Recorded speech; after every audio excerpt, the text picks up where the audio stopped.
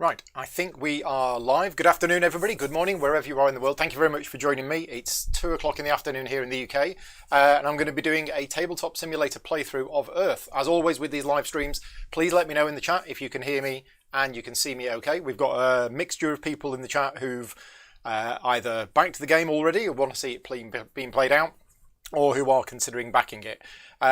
So we're going to be doing a 3-player playthrough today.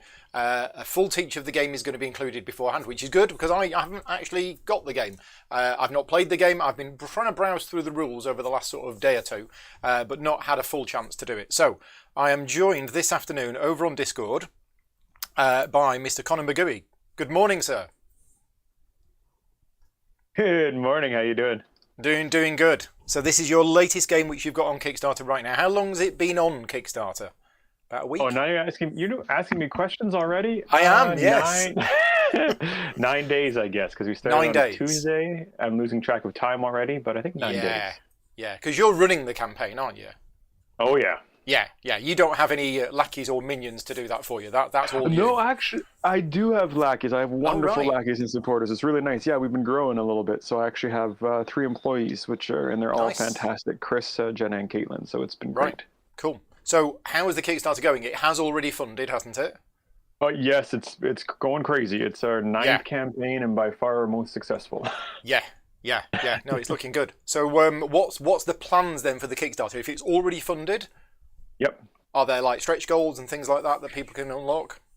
Yes, well, so we're not doing stretch goals Right. because, I kind of shied away from them mainly because it there's a little bit of a hiding of value and whatnot. So we basically have everything set up right off the bat, Okay. and we show everybody that the Kickstarter goodies that they're getting for reasons of backing now and that stuff that wouldn't be available in retail. Yeah. So it's all kind of upfront, but then just to keep people kind of interested in coming back to the page, we do little reveals and kind of explain what we're doing and why we're doing it, and little tweaks to the game. Yeah, nice. Now, there is, I believe, the story that I heard is that you actually did have a physical copy of this game for me that you made yourself, but then on your way to the post office, you got attacked by a rabid dog who ate it. Is that true? It's true, but it's been changed over time just due to location. So I'm in Canada, so it was actually a rabid polar bear, and it was upon leaving my igloo after my hockey game, when said polar bear, after tipping out of its canoe, angrily came after me. Yeah. No stereotypes or anything there. No, I try to shy away from them. Yes, but that is why we're playing the game over Tabletop Simulator today. It is a bit of a shame because Dan and Mike, who are joining us today, they've actually come around to my house to play the physical game, but I sent them back. I explained the polar bear situation to them, sent them home, and they are now sat at home. So I do apologize, but the bite marks and blood would have made it pretty much unusable. Polar bear expansion set coming soon. Exactly. So, speaking of Dan and Mike, let's say hello to them. Hello. Hi. So, Danny's joining us. Danny's part of the Detective Society, which is a series of, how do you describe it in a one-liner? Play-at-home escape room puzzles? Immersive mystery puzzle adventures. There you go. Something like that. Something along like those that. lines. So, Dan's part of the team that does that, and Mike is a fellow content creator. Mike is he's from Ready Steady Play. Yes, that's right. I also have videos, which you can find on my YouTube channel. So what I did for this is I basically sent out a message to all of my Patreon supporters and said, if you want to join me on this game today, then fill in this form. And then I picked 2 people at random. It was at random. Trust me, it was at random. But both Dan and Mike have been on the channel before. But yeah, I did a random draw, and it could have been anybody. And it was you just two. To be fair, so everybody knows, he only has 2 Patreon supporters, Dan and Mike. So it wasn't that random. It was still random. It was still random. Yeah. Right, cool. So let's jump in, Conor. Now, what we've agreed is that you're not going to do a full teach of absolutely everything. You're just going to tell us what we need to know to get started. We'll start playing, and then you'll explain the rest as we go along. Perfect. So what I'm going to do really quickly is I'm going to use my little token here, my little drop arrow guy, to highlight what we're doing. I'll try to speed through stuff. I can talk pretty quick, so let me know if I either mumble or confuse you with anything, and I'll just kind of address that. But to start right off and jump in the game, this is Earth by Maxime Tardif. It is a fantastic engine builder, resource management, hand management game. And we are going to go right up to the rule book. Oh, I'm zooming in my screen as if it was the active screen. Yeah, I got it here. I'll follow you not. along. Okay, perfect. So we're going to open up the rule book. As you can see, we are in the rule book set up for a 4-player game. And beside each of the player mats, everyone has their player mats, there is an area for a 16-card tableau. On the TTS mod, you can see there's also player mats next to everybody. But the whole reason we're doing things in Earth is to create our own little island next to us of a 16-card tableau. So it's a 4x4 grid. And we'll be doing that by playing from this massive deck of cards below us, 283 unique cards. There are over 360 cards in the game, all unique, and a whole bunch of double-sided cards as well. So there are over 25,000 possible starting hands, never mind tableau combinations. You'll never play the same game twice. Yeah. How the game works is using these cards here. So there are 7 different types of cards in the game. I'll go over them fairly quickly just to kind of touch on what we're looking for and why we're looking for them. But just know that the plant cards, oh, my tab's not working. There we go. The plant cards, the event cards, and the terrain cards are the 3 types of cards in that deck that I showed earlier. All those 4 cards at the bottom, those are what we're kind of using for the setup of the game and the goals of the game. So looking at the plant card in the upper right, it has all the little numbers around it. We'll go through those. So number 1, that is the soil cost in the game.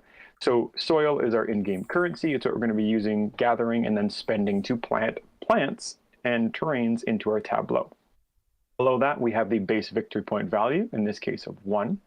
Number 3 is the type of card. So this is going to be a tree card, and there are 4 different types of plant cards. Plant cards are all green. This one is a tree. There's also herbs, bushes, and mushrooms. Terrains, the brown cards over here, are the only other type of card that you'll be planting into your tableau. Okay, Number so you'll be 4 planting plant cards and terrain cards into your 4x4 grid. Exactly, and then event cards have a special spot on their board I will show you afterwards. Okay. In the top right, number 4 are the habitats for the cards. So this type of American sycamore tree likes sunny, wet, rocky, and cold climates. So it can grow in all those areas. And that is basically going to be a tag that's going to help you either for some ecosystems, some faunas, maybe some different terrains, so scoring opportunities. Number 5 shows you the name of the thing on the card, obviously. In this case, you see American sycamore, but American is in bold. And that's because there might be some geographic term-based cards that would say score X amount of points for geographic cards with the name in bold. And you see it in bold there. There's also underlined and italicized. Right. Number 6 is the scientific name of the plant or species. We can ignore that for the online teach for now. Now, number 7, 8, and 9 is one of the fun and interesting parts of the game, and that is where the growth pieces go. So we are actually going to be dragging these growth pieces. They don't fit the size of this blown up card, but they will fit the regular cards. They'll snap to it. And in this case, we're going to be placing these pieces onto that growth space and making points for them. Now, at the end of the game, you will score 1 victory point for each brown trunk on that space. Okay. The other option, however, is if you see in this brown circle right here, the number 3 is there. So that is the maximum growth height of this species. So it is 3. Once you get to that 3rd number, you are going to be putting a canopy piece. So the 3rd piece is always a green piece. Sorry. The top piece is always a green piece. Right. Once you've done that, you will unlock the canopy bonus. So instead of scoring 1 point per brown piece, you would score 4 points overall. Now, these numbers are not always a difference of 1. Sometimes they're the same value. Sometimes there's a large gap in the value. The main thing to know is that Maxim spent a huge chunk of time balancing the game. And you can see that balancing doc on BGG, the Kickstarter, and our website, where he basically shows the ratio of soil points to victory point potential for each card. So you will see. Bonus that you get, the points for these trunks and the canopy, is that in addition to the points for the card? Right. Okay. And there's even more. You're right. Okay. So then we so jump it's down. 1 point per brown piece, but if you get a canopy on it, then instead of it being 1 point per brown piece, it's worth the points printed on the right instead. Correct. So 1 brown piece on this card is 1 point, 2 is 2, 2 with the canopy is 4. Exactly. Got it. Okay. Now, moving on to number 10, this is a very nice, straightforward one. We're going to be placing green plant cubes, and they'll also snap onto the proper cards, and those are going to fill those locations. Now, those are also 1 victory point at the end of the game, which is very nice. However, if you were to scroll out for 1 second, go to anybody's player board. At the bottom of a player board, you will see there is a conversion ratio. So I'm trying to see where your hand is going. Yeah. There we go. Here. So, for example, you will see 3 plant cubes equals 2 soil. That's a conversion players can make at any time, provided they have those cubes on their cards. So you have a way of creating an engine that's creating some natural growth for you, and that natural growth can be turned into soil to then plant more plants. Right. So one of the reasons I like this game so much is it is full of positivity. Now, anyone who knows inside of games knows that I love some take that in my games and a lot of player interaction. This does not have any take that. The only real player interaction is going to be in racing for fauna objectives that we're going to talk about, but there isn't any negative in this game. It's all positive. Everyone's being rewarded for their clever plays, for their engines, and everyone's always receiving supplies, so that it's about who can do the best with everything, not worrying about someone cutting their legs out from under them. Right. So it's really kind of maximizing your strategy. That's until the polar bear expansion. In which you can't case... tell everybody. We're supposed to be off scale. Come on. Sorry. So much blood. So then number 11, the ability box. That's just going to tell you the different abilities your card has. So that could simply be one color. That could be a whole yellow bar, a whole blue bar, or red, whatever. So or it might be a double color like this one here, yellow and blue. It could be green and brown like we see down here in the terrain card. But that's basically going to trigger for different reasons. Now, I will do one aside because you're all gamers, you're going to want to know that the red, blue, and yellow actions are the most common colors you'll see at the bottom of a card. Okay. And there are more of them in the deck. The green action, because it's one of the most powerful actions of the action choices, there are less of in the deck. So it's a lot more rare to get any of the green cards in the game. Right. Okay. Brown and black do also count as ability colors, but they're used in different ways. We can see black down here on an event card. Because event cards are instants, they can be played at any time, including on another player's turn, and they will do something directly for you. So in this case, the cold front would let you discard 2 cards from the deck. And I'll explain what that means afterwards, but that black symbol is a one-time immediate bonus, which is very nice. Right. The terrain cards have that green, that elusive green I discussed before, but it also has a brown. So those light brown boxes are either going to be in-game advantages, such as this type of plant will cost you less soil, or end-game scoring objectives like this one is here, which is 3 victory points for every bush orthogonally adjacent to this plant. Right. And now you'll see that on the card there are white lines on the side of the ability. Those are just a visual reminder for players, once it's in their terrain, to be conscious of what is being placed around that card, that it matters. So it's giving you a clue that, hey, you want to be putting bushes around this shrubland. Got it. So that is very quickly how these 3 cards work. I mean, you'll see the repeating things such as, habitats on terrains, soil costs. There is no soil cost for event cards because they're instants that can be played outside of the planting action. There's different victory point things. One thing that I will mention about the event cards, which I forgot to say, is that the more powerful the event, the more likely it's going to cost you victory points. So you might actually end up getting negative values in here. Right. Okay. And again, they will not target other players, but if used well, they could help you kind of steal a race point before another player. Okay. Oh, no, and now I'm getting the beach ball on my screen. I'm going to attempt to keep teaching while I can't move my... Oh, am I back? I'm not back yet. We'll see what happens. Okay, so I'm going to keep talking, and I might not be able to show you stuff for now. Am I back? I'm back. Okay. Back. Don't know what that was. So we also have the Island Climate Ecosystem and Fauna card. Now, in the game, we will be racing for fauna objectives, and we will also be scoring endgame points for ecosystem objectives. So what I'm going to actually do is I'm going to start the game just so that the flora and fauna board down here in the middle will populate. And that way, when I'm explaining things, you'll know kind of why you want to do certain things and why not. So everyone looking on the TTS mod right now, you can see that I have 6 different options here that Ken has scripted for us for the game. And these are basically just different ways to play. If we were to play the beginner mode of play, this board flips over and there's no ecosystem objectives, so it makes it easier for players. And then the fauna points all score the same, so the race mechanics are removed. It just takes that stress level out of the game for new players. Which version are we going to play today? I'm happy playing either. We're playing normal, 100%. Okay, we're playing normal. But you would use beginner if you were playing with newer players? Yeah, I'd probably do it for people's first game. Anyone who might find that the game looks like it might be too much for them, because it really isn't. So the beginner way is a nice way of going to be like, hey, let's play. And then they play and they're like, oh, I get this. And then they'd probably never play beginner again. Okay, got it. And the advanced way just gives you kind of more choices at the start. Solo and teams, we can ignore for now. So everyone's in their seat. Yes, they are. I'm going to hit normal. It is going to pre-deal everybody. It's going to randomly populate the fauna board for us. And it's going to give the starting player token to me randomly. So I'm just going to move that 1 tree over, and because I'm not actually going to play this round.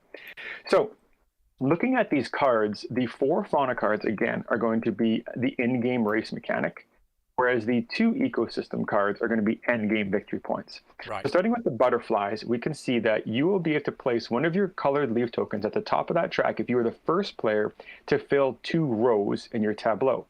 So now when building that 4x4 tableau, you might take a priority for building 2 rows first in an effort to steal these 15 victory points. Right. As you can see, the points decrease for each player after you.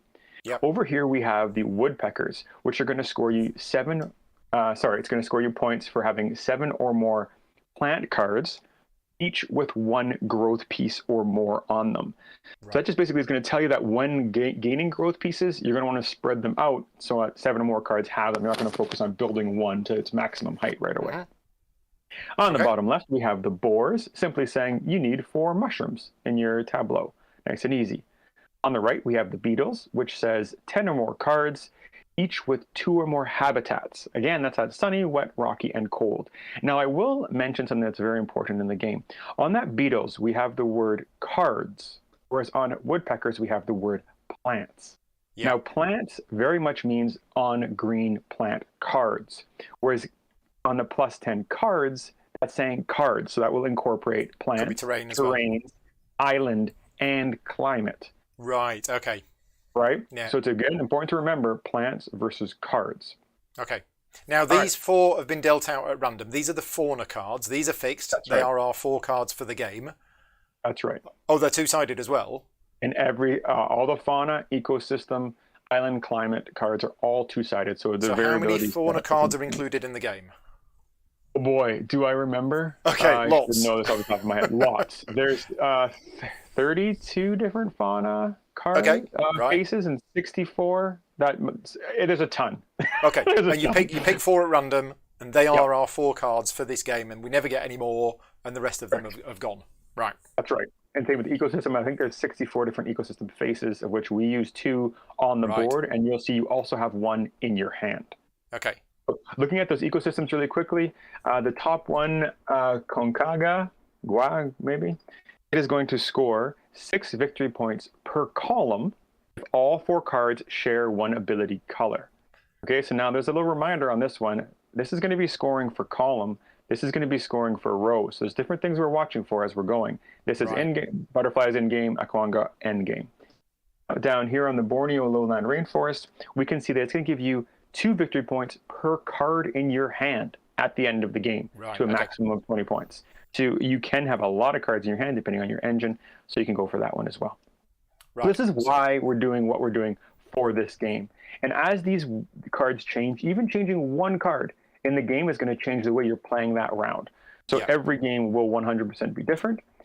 But those 6 cards kind of lead you to why you would choose from these cards up here. I'm going to mute myself while I have a quick cough. Okay. We can talk amongst ourselves while Conor takes the call. So the bits I remember reading from the rulebook is that we are each going to start, I believe, with 1 island and 1 climate card. And I'm just looking at my hands here. And I didn't mute myself in time, did I? Say again? I didn't mute myself in time to cover that cough, did I? No. But that's fine. Are you back already? I am. It was just a cough, and I was like, okay, am I fast enough? And then I realized I didn't. Oh, right. I thought you said it was a call. Oh, God, no. My phone's on mute. That would be so rude. Okay. But you were so polite about it. Okay, so That's yes, you are correct. We do have 1 island, 1 climate, 1 ecosystem card. In the advanced mode, once used to playing, everyone can be dealt twice. Sorry, 2 cards instead. 2 cards. This is a way of making it even more player choice at the beginning. Yeah. But why are we choosing these cards? Now, I'm not actually playing, so this is actually perfect. I will take the cards out of my hand as an explainer. So in my hand, I have Deception Island on one side, and the other side I have Nice. Sounds Greek.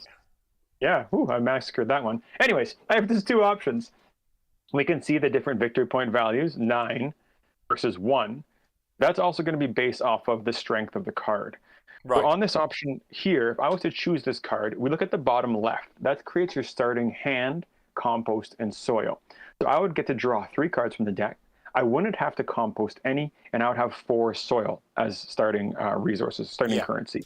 On the right-hand side, it says that I would make 2 growth pieces for every sunny card I played on the turn. If I was to flip that card over, use Deception Island instead, I would start with 10 cards. I'd have to compost 4 of them, and I'd have 6 soil to start with. But it's only worth 1 victory point at end game. However, I would also have all cold cards with a cost of 1 less soil. So all cold cards would be cheaper for me for the entire game, which is very nice.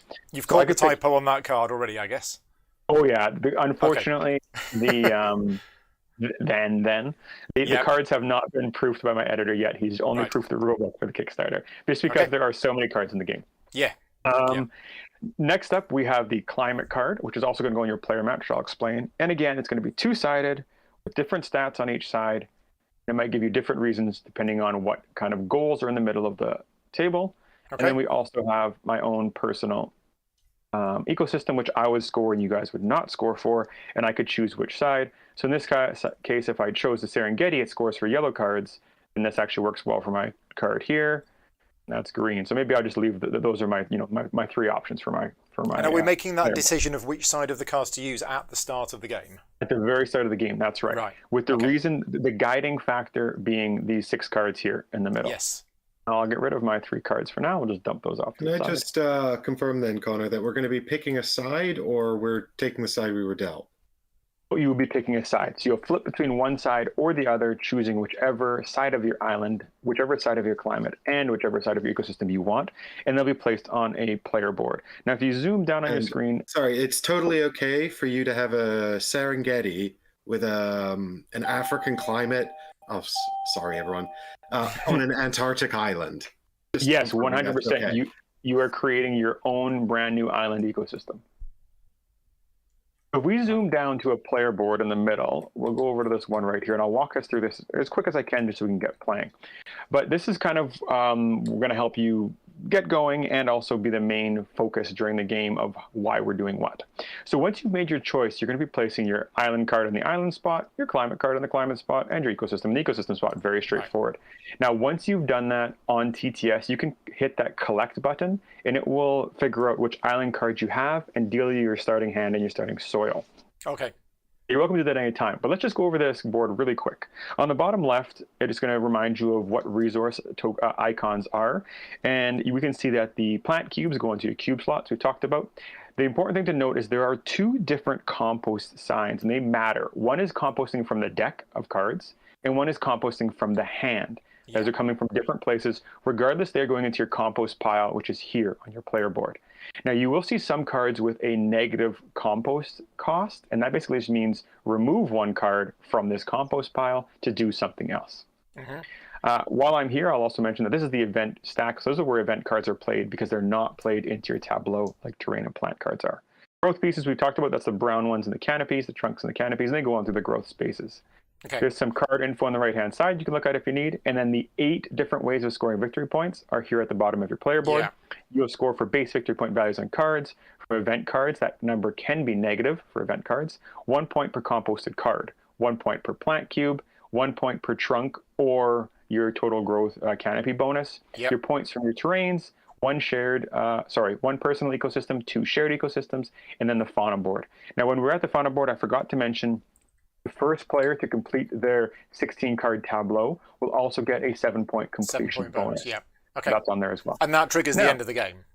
That's right. And it's equal turns, so everyone will finish the round, and then we'll add up points after that's been done. So let's go to the top of the board. We'll go over these actions really quickly, and then we can start playing once you've made your choices. So we will see 4 action colors at the start, as well as 1 extra player colored leaf. And that leaf is basically used to show which action we are taking. Going from left to right, we have the green action. Now, the reason I love this game is that you can see there is an active players section and there is a all other players section. What ends up happening is if Paul is this player here and he was to choose the green action, he would be able to plant 2 cards and then draw 4, keeping 1, discarding the other 3. Not composting, but discarding the other 3. All other players at the same time would get to plant 1 card, and regardless whether they planted or not, they would get to draw 1 card. And then, as you can see from these cute little arrows here, all players head to the middle and activate that colored ability. So in this case, green. Now remember, there are less green cards in the game, so seeing them is less common. If we go next to the red composting action, then Paul would get 5 soil, which is again currency, and he'd compost 2 cards from the deck. That compost is victory points, but it's also an in-game resource. All other players would either get 2 soil or 2 composted cards from the deck. Then all players would activate red and multicolored abilities. Just as an aside right now, think of multicolored abilities not as its own color, but as every other color. So it is red, it is yellow, and it is blue at the same time. So when you have cards that score for a yellow card, for example, it will still score for a multicolored card because it is yellow. Okay. Going over to the blue action, the active player would get 6 cubes and 2 soil. Everyone else would get 2 or 2, and then we'd all activate blue and multicolor abilities. Now, those cubes is only if you've got space to put them on your cards, is that right? 100%. Great question. Both cubes and growth pieces can't go into storage anywhere. They must go immediately onto plant cards. Only soil is stored on your player board. Right. Very good question. Lastly, we have yellow, and that is how you get tons of cards. The active player draws 4 and gets 2 growth pieces. Everybody else gets 2 cards or 2 growth pieces, and then we activate our yellow and multicolored cards. Right. The last thing I'll say is the tableau over here. So there's 2 important things. The first is to know that this player board is not needed for the game. Yes, it is an add-on on the Kickstarter. That is just because backers asked for it. It is not needed. Please don't let it confuse you. If you were to place 1 card onto your tableau, you could still build in any direction off of it. So cards must be at any of the 8 adjacent spaces. But if by some chance you build and want to go in a different direction, just highlight your whole thing and move it over, because this should not be limiting your play area. Right. So if my first card was here, then and then I decide, I want to place a second card, but I wanted to put it above the first one, I just move that down to here and then put that one in there. As long as my final thing is no bigger than a 4x4 grid, then it's okay. 100%. Correct. Because the reason why I want to say that is because the tableau has its own real in-game limitations. And that is, when activating the tableau, you will always activate the cards in order, from left to right, from top to bottom, every time. Okay, so placing them for your engine could be very important, that they're firing off in the correct order, especially now that we have cards in the middle that are scoring you for row completion and different types of columns, right? Columns and rows we need to watch for as well. Okay. One thing I will mention is that when activating your cards on your player board and your tableau, you can activate either one of those 2 options, first or second, but you have to finish it before going to the other. So in one round, you could activate your player board first and then do your tableau. The next round, you could do your tableau, then your player board, but always left to right and one completed before the other. Yeah. That is a super quick overview. Sorry, I may have glossed over some things. That's all right. But we will just get playing, because one of the nice things is that you end up getting so many resources and so much positivity in this game that you're not going to be destroyed on your first game because you didn't think of one thing. So don't worry. Just look at through your island's climate ecosystem, drop those onto your player boards, and then we will start playing. I'm just going to remind myself and the audience watching what the end game scoring cards are. So we're looking to fill 2 or more rows in your tableau. So that isn't specific to any cards. That's just a locational thing for the board. The woodpeckers, however, is 7 or more plants, each of which have at least one of the growth markers on it. Is it growth marker? Is that the right term? Yeah, growth piece. So, and it is good that you asked that, because that is a different card from cards that score for growth areas. The areas and the pieces are different symbols. Okay. Now, I don't have any plant cards in hand. We don't have an offer at the moment. We don't have a display of cards, do we? There isn't one of those. It's always once just you choose your island, from the deck. No, once you choose your island, it will give you your starting hand size as well. Okay. The boars is as long as you've got 4 or more mushrooms, and mushrooms are, you said it's a habitat. Is that mushroom right? is a type of plant, one of the green cards. Instead it's a type of plant. Exactly. Right. Okay. Got it. So I can't make any decisions on that because I haven't drawn my cards yet, so I don't know what that's going to be. And then beetles is 10 or more cards, each of which have 2 habitats on them. Then we have 6 points per column if all 4 cards share an ability colour. Now, the ability colours, that's the things in the bar, isn't it? Correct. And just as a note, that's a great question as well, is that the American sycamore tree up here, that technically has 2 different colors on it. Different colors, you would be able to choose which color you needed to score that card. So that's not a 2-color card. That is a blue card, a yellow card. You would choose which one you want it to be. Cards in hand as well. Right, okay, so let's have a decision about whether I want Iceland Island, which is draw 5 cards, compost 1 of them, get 4 soil. And my special ability is that every time I play a red card, I gain an extra 2 soil. That seems nice and simple, and it's worth 6 points at the end of the game. And Moria Island is 4 points, 8 cards, compost 5 of them, plus 2 growth if I choose the yellow action. Right, so straight away I'm thinking that card there will give me an extra 2 growth if I choose the yellow action, and one of the cards is going to reward us for growth. So I'm going to choose that one. Whether rightly or wrongly, I'm going to choose that one. My next card is the climate card. Oh, that's also growth if I choose the blue action. And that side is if I spend a compost, when I activate my red abilities, whenever I spend a compost, I get 3 plants, which could be good, but I'm going to go with that one. So that goes in there. And then finally, I've got an end game scoring card, which is just for me. 2 points per plant with a thing on every plant space. Oh, actually, that combos with that one. Let's have a look at this other side. Excited already. I love it. Yeah, no, I'm going to go with that one. Right, I've chosen my starting cards. To screw with your strategy already, Paul. It's so much fun messing with you. It's just the wording is important. So on your tropical monsoon, it says 2 if you choose the blue action. This side will trigger anytime anybody chooses the red action. Yeah, that's fine. They're different in their strengths and what they do. Yeah, so you choose means you're the active player and you have chosen that action rather than you following somebody else. Correct. Okay. Right. All right, so Dan and Mike can drop their stuff onto their player boards as well. Feel free to ask me if you need any questions or advice on it, but we could do that. Yeah, Connor, actually, I could have a little bit of help here with my endgame scoring card, which seems to want to auto-rotate, I guess.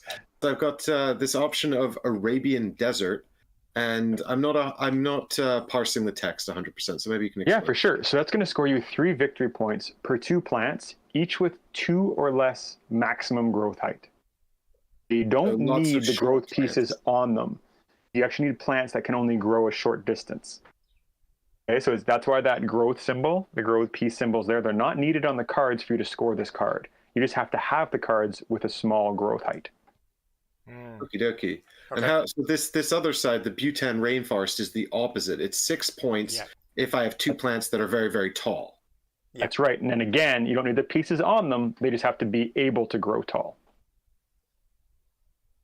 Oh, right. Okay, so it's plants that have the ability to get that tall. That's right. Even if there's no pieces on them at the end of the game. Got it. Correct. Oh my God. Then I shall make these decisions and live with them. Okay. Dan's just choosing his cards. And now while Dan's choosing, both Mike and Paul, you guys can hit that collect button below your island, and it will automatically put cards into your hand that you can start looking through right now. And it drops soil onto your board. And now just know, Paul, that you're going to have to compost, not discard. 5. Compost 5, exactly. And those will go into this pile here. I will get rid of your nice stack of soil so you can see them all. The ones that we don't chuck away, they just stay in our hands, do they? Oh, so, yeah, that's right. So the ones that you drew up, you keep. The ones that you compost go here. So you'll either have cards in hand or cards in your compost. So is there like a hand limit or anything like that? There is no hand limit. There is very few limitations in that way. Sure. My hands are quite limited, though. Like, I can't hold very many. You could end up having quite a few cards in hand in this game. It's amazing. Okay. I think that's an accessibility issue for people with tiny hands. Are we supposed to be flipping the cards as well? Are they? Oh, there's just the ones we started with had backs.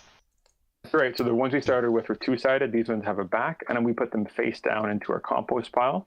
So again, Paul's going to need to do 5 of them. 5. Over here, it looks like you're going to have to do 4 of them, Dan. And Mike is going to have to do 2. Yeah, I picked the one that let me keep them all because I'm not good at making I know myself, and I'm when it comes to these kinds of games, my Achilles heel is I want to keep all the cards and make them all. You know, so that's the one thing so I bad will at say. prioritizing.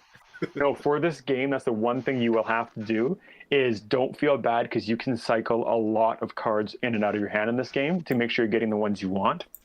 Because of the compost actions and because of the drawing, a lot of cards will be going through your hand. So if you're unsure as a new player, compost your 2 most expensive cards so they don't stress you out. That's not a winning strategy, but for a first-time player, just to get the game going, throw out those expensive cards. Okay, so I've composted 5 cards. Well done. I've kept 3 of them. I've started with 6 soil, and yeah, I'm ready to go. Nice. So it looks like I've got 7 soil, and can you give me an indication, Connor, of what an expensive card costs? Ooh, like 10 or more. 10 or more. Okay, so you can have soil costing 0, 1, 2, 3, 4, 5, all the way up. I think I'm trying to think off the top of my head. I know there's 14s in there. But yeah, I would say like 7 or more soil is expensive. You really want to stay away from 10 because early game you want to get some plants into that tableau to start your engine. All right, well, let's compost this guy, and maybe you can tell me what it actually did now that I've gotten rid of it. I'm committing to my choice. Yeah, so that's very straightforward. If that was in your tableau, that would make you 1 victory point per card in your compost. So it can make you 30 points if you had 30 cards in your compost. And believe me, you can have a lot of cards in your compost. It's gone now, so I won't be doing that.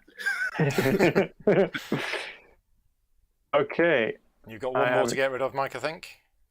It was draw 6 and compost 2. Yes, that is correct. All right, let's get rid of this one here as well. So these are discarded face down. That's right. Right, so you don't get to see that awesome card I just got rid of, but it was the exact one you needed, Paul. Oh, was it? Okay. Yeah, sorry to say. Right, okay. So now that we're ready to go, we will simply start playing the game. So the active player token's over here with Mike.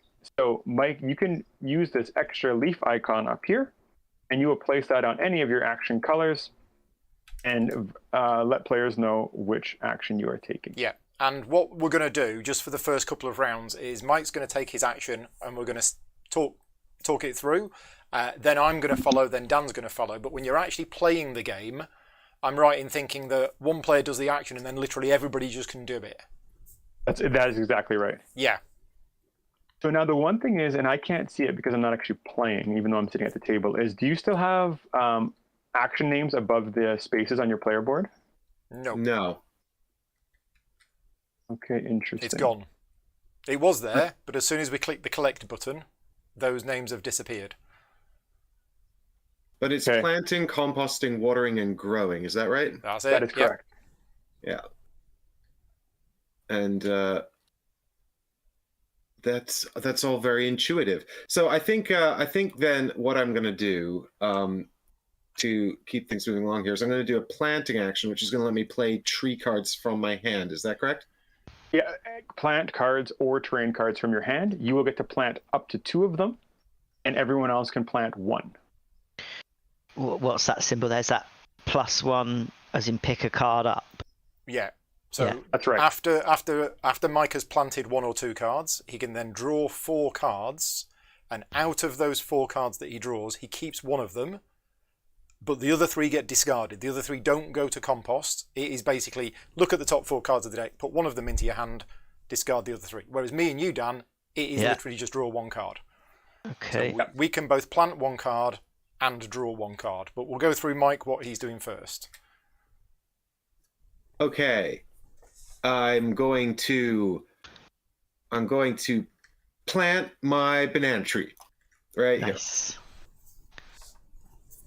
Here we go. So that costs 3 soil. Yes.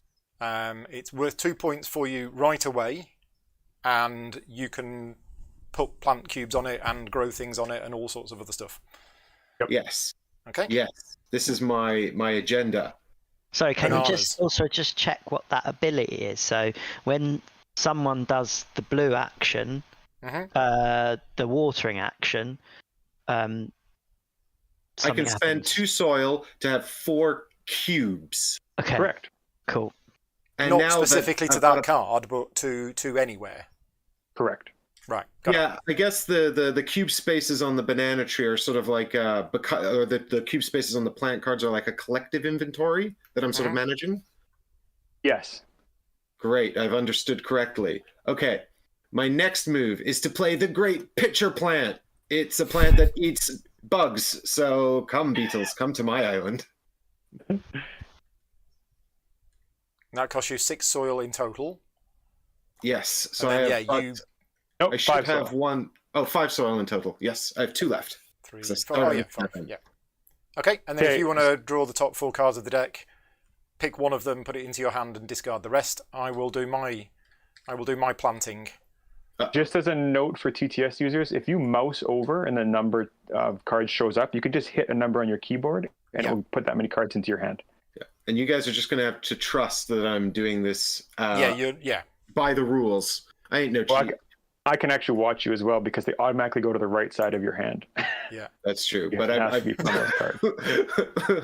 promise you, I'm not going to be cheating. Right. Okay. Are we going to plant as well, Paul? Yeah. Okay. Yeah. So I'm going to put that down. Yeah. Some white jasmine. It's going to cost me 4 soil. 1, 2, 3, 4. And then I draw a card from the deck. Okay, I'm going to plant papaya, and then I draw a card from the deck.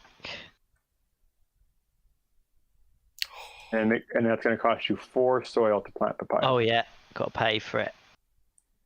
OMG, I've just drawn an event card that will lose me 4 points when I play it. Yeah, so I guarantee there's a lot of iconography at the bottom of that one. Yeah. I think this is a promo card because it says the player to your right must leave the table and go and get pizza. Ooh, I like it. Must be a definite promo card. Well, that's more for pizza, Paul, but I think it's a bit far for you. Now that everyone's done their green actions, everyone would trigger the green abilities on any of their cards on their island or on their tableau. Mm-hmm. Sorry, the tableau or their player board. Nobody has any. Nobody has any. But as you say, they're quite rare, those green abilities, aren't they? They are very rare, yes. I think there's only 7% of all cards. Sorry, I didn't mention that, but you will see on the ecosystem and fauna cards on some of them, there's a percentage mark. So, example, that is the percentage of cards in the game that it can apply to. So 69% of your cards can have canopies placed on them. So it gives players that little bit of an insight of why they might choose which action for the probabilities. Okay. That way someone who knows the game really well doesn't have too much of an advantage over a new player who wouldn't know which is more powerful. All right, so that turn is done. We will pass the active player marker clockwise over to Paul. Paul, you can choose any action you want, including an action taken by a previous player or even by yourself on a previous round. There is no limitation. Yeah. How do you play event cards then? Event cards played at any time. You can play it right now. You can play it in between activating abilities. You can play it on someone else's turn. Okay. As long as you can, resolve the ability, you can play it at any time. Right, got it. Okay, I'm going to choose the yellow action, which was growing. Yep. I believe. That's correct. So I get to draw 4 cards from the deck. Hop. There we go. And then I get to add 2 growth markers. Now, I'm noticing if I move my mouse over, there is some special TTS scripting here. Is that going to work? It should work if you have a number pad, not a keyboard numbered, but a number pad. Yeah. So apparently, well, let's see. So if I move my mouse over there and press the number 2, oh, look at that! Nice, he did it. And then I do it again. Ooh. Okay, so I've added 2 growth pieces to that card. That's right. Okay. Everybody else either draws 2 cards from the deck or adds 2 growth pieces. 2 growth pieces for me. Yeah. Dan's doing it the manual way. I haven't got the buttons. Oh, you haven't got that? Okay.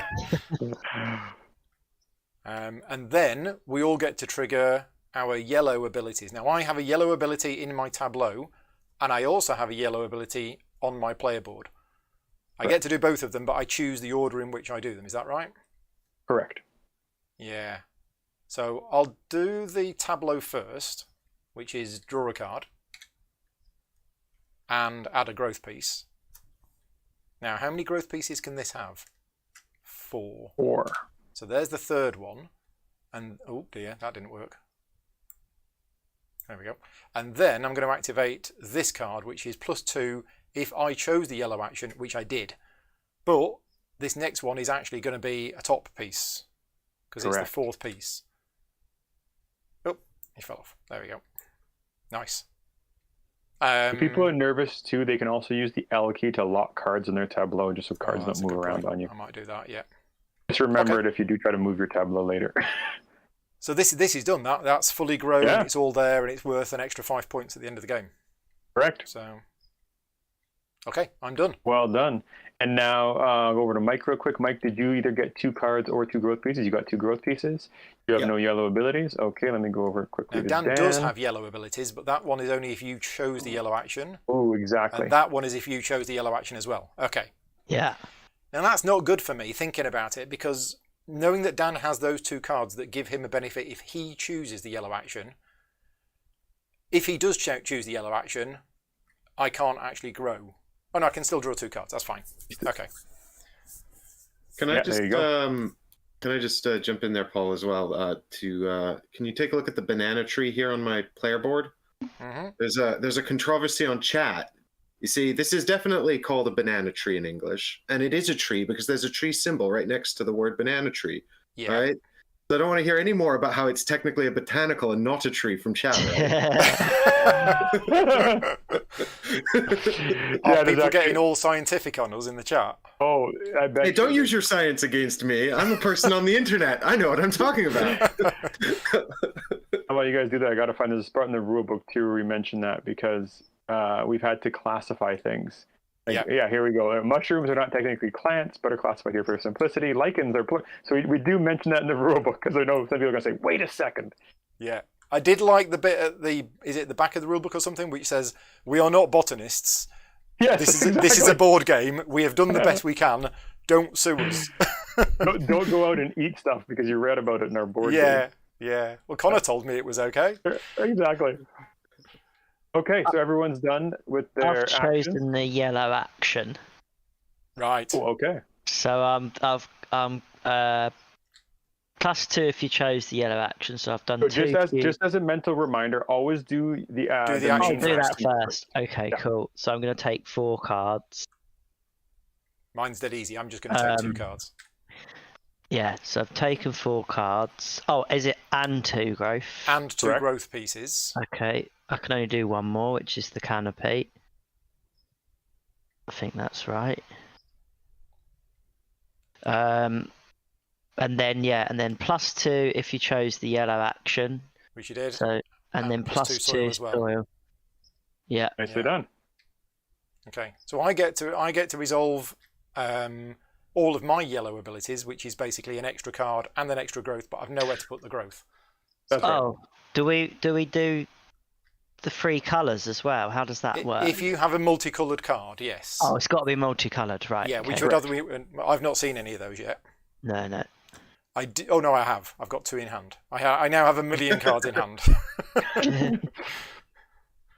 Okay, has everyone triggered all of their yellow abilities and multicolored abilities? Can I just ask a question? So to get more soil, it's mainly the composting, and then there was was this an action or something? What was this? That's a free action. So you're right. This is the most obvious way of making it, because you're going to make 5 soil plus 2 cards from the compost.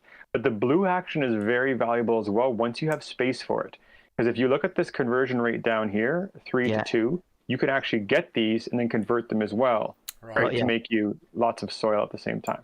Okay, cool. Thank you. Red and blue are good, but for blue, you definitely need cards to put them on. Yeah, cool. Okay. Pass the active player token over here, back to Mike. Now, is there a start player marker? There is not. Right.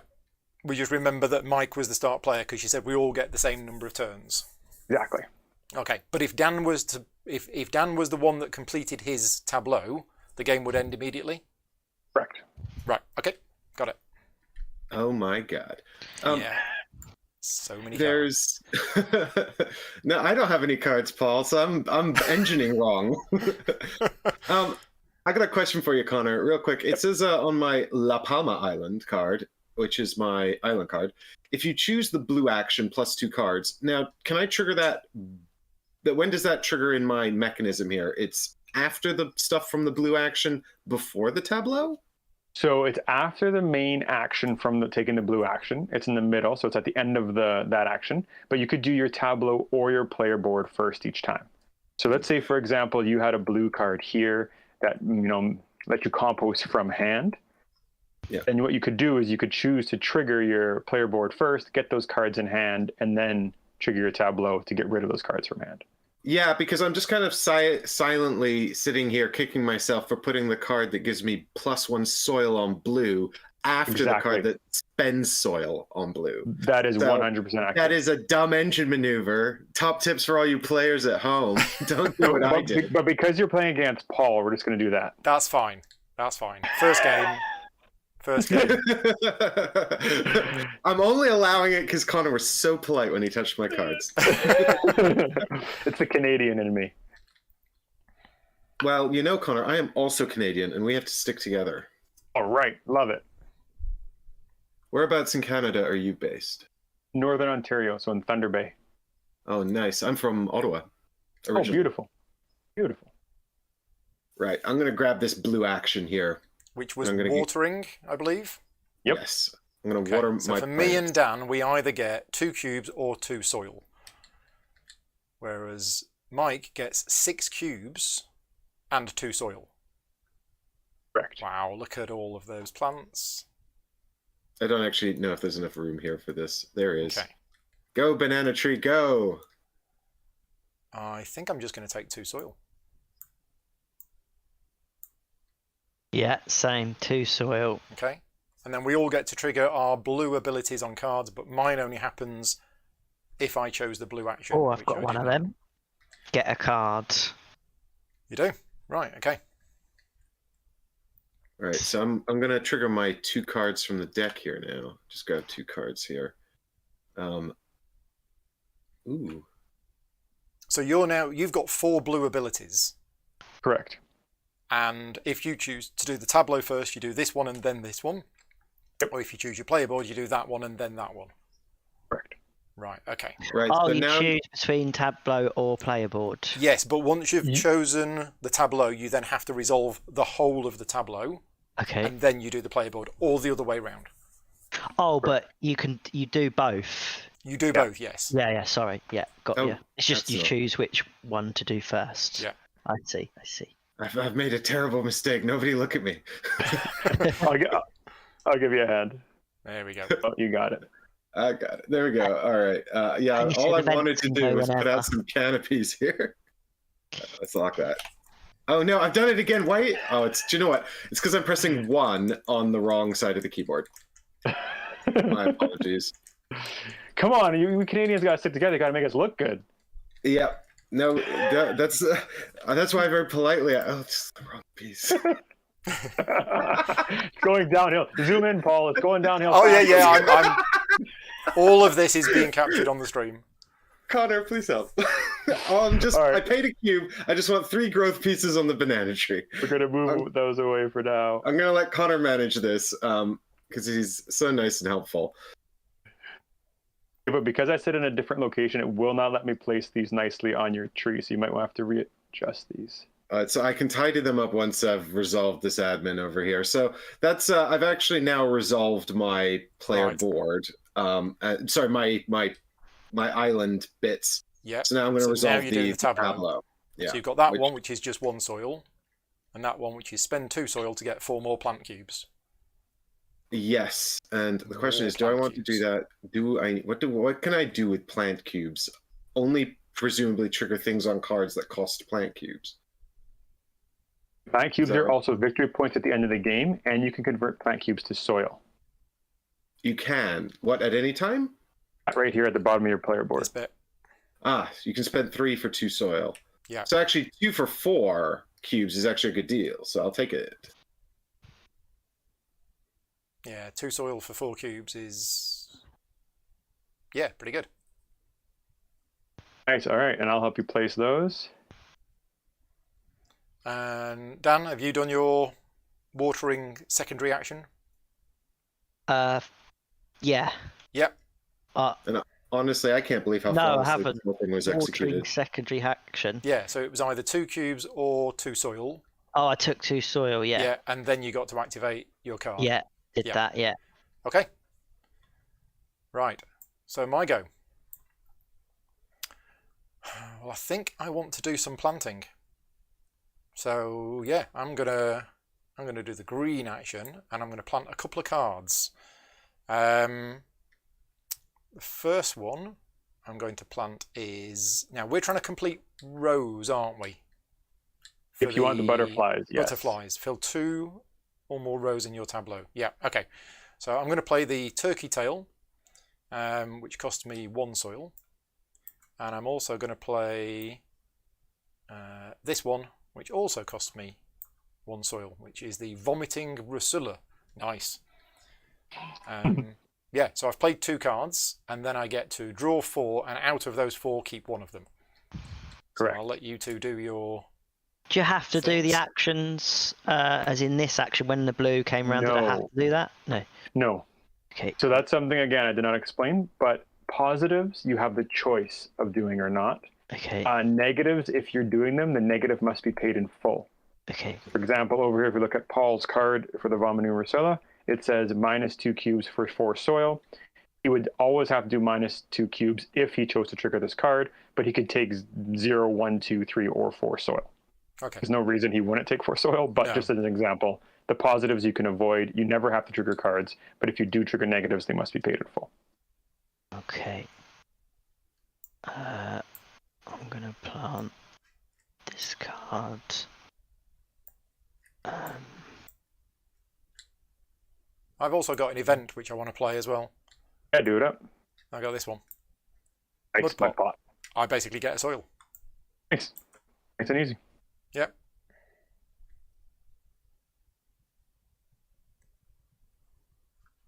So yeah, I'm all done. Let me know when you two are done. Plant a card and draw a card. I've just got to draw one, and then I'm done. Mike, have you planted? He's planting. It's English walnut. English walnut tree, which I can pay with cubes instead of soil, so I'll just pay 3 cubes. You may pay Nice, all well some of done. this plant's cost with cubes instead of... Nice. Nice. And then you get to draw a card as well. And then it's Dan's go. This little hand symbol here, if it's like +1 hand symbol, that means You'll be composting cards from your hand, which is the much more common action. So the red action on the player board is composted from the deck. That is much more rare. Usually you're going to have to be composting cards from your hand. Okay. Sure. Oh goodness. Decisions. Well, I've got no soil, so I think I probably need to get some soil. And the best way of getting soil is the orange action, which was composting. That's right. Yeah. It can also be blue depending on your engine. Okay, yeah. That Millen Park ecosystem card is absolutely gorgeous. But then again, that's worth... I hand-picked every single photograph in the game and hand-placed them. Oh, this is Vancouver Island. I have actually been there. Okay, so if I do that, I'm drawing 5 of them. So you get... which action you choose in composting? So you get 5 soil, and then you take 2 cards from your hand and put them on your compost pile. Sorry, no, from the deck. Yeah. 2 cards from the deck and put them straight into your compost pile. From over here? Yeah, when we play, we usually take from the discard pile just because, but it doesn't matter. Right, okay. Whoops, they went into my hand. Oh, no worries. I've not done that right. Sorry. No worries. Okay, so that was 5 and 2, and then I activate. Is it either the orange or? It's both. Both. So you have a multicoloured card, so that now activates. You can spend 1 soil to draw 1 card if you want to. No, thank you. Okay. Meanwhile, I'm going to get 2 soil, and I do have a red ability, which is spend 2 cubes to get 4 soil. I have no cubes. Sad times. I've taken 2 soil. Okay. And then, did you get your bonus soil for this one? I didn't. Thank you. There you go. Nice. Right. We're all done. Yeah, I can see how this plays quite speedily because the actions themselves are actually relatively simple. Yep. And it's, again, as usual, it's way faster in person when you can actually see what people are doing. And we'd be done. All the usual. Yeah, exactly. And it takes up to 5 players as well. Yeah, and the player count has very little effect on the gameplay time just because everyone's always helping each other. Interesting, yeah. Okay, I would like to... Let me just do a quick little bit of... What have I got here? 6 of those. All right, I would like to go ahead and take a growth action. Planting action. Planting. That's the one, planting. So I'm just going to play out some... As Mike does too, Dan and Paul, you can each do 1 if you'd like. Mm-hmm. Okay.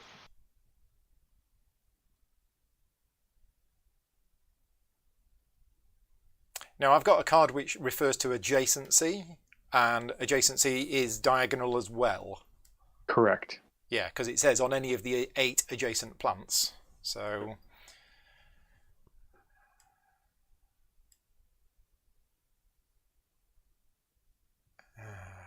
it's got to be done. Yeah.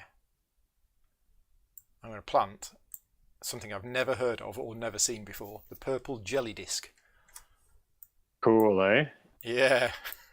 One of the coolest looking plants I find are the fungus and the mushrooms. Yeah. And then when it came to landscapes, the majority of the landscapes that literally took my breath away seemed to all be Iceland.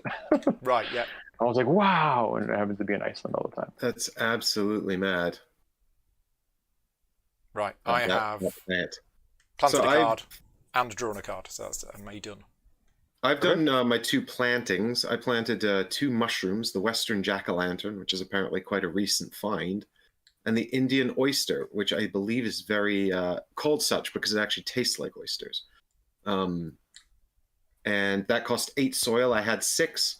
So I also, I'm 1 short actually. I composted a card to help pay the cost of the oyster, but I'm still 1 soil short. So maybe what I'll do is I'll pay 3 cubes for 2 soil. This is an anytime thing, Connor. I can just do this whenever I want, provided I have cubes. Exactly. Great. So that leaves me with 1 soil remaining then, and I've still got to do my card thing, so I'll do that now. The only time you can't do it is, let's say your cards were full of full of cubes, and you gain cubes, not paying attention. You have nowhere to put those cubes. You can't hold them while you discard cubes from your tableau and then put them on. Right. So just make sure you don't, fill up and forget. All right, so I think everyone's done. Mm-hmm. Yeah. And then, Mike, did you draw your 4 cards? Are you choosing 1 and discarding 3? This is exactly right. Perfect. Okay, so I'm going to choose the watering.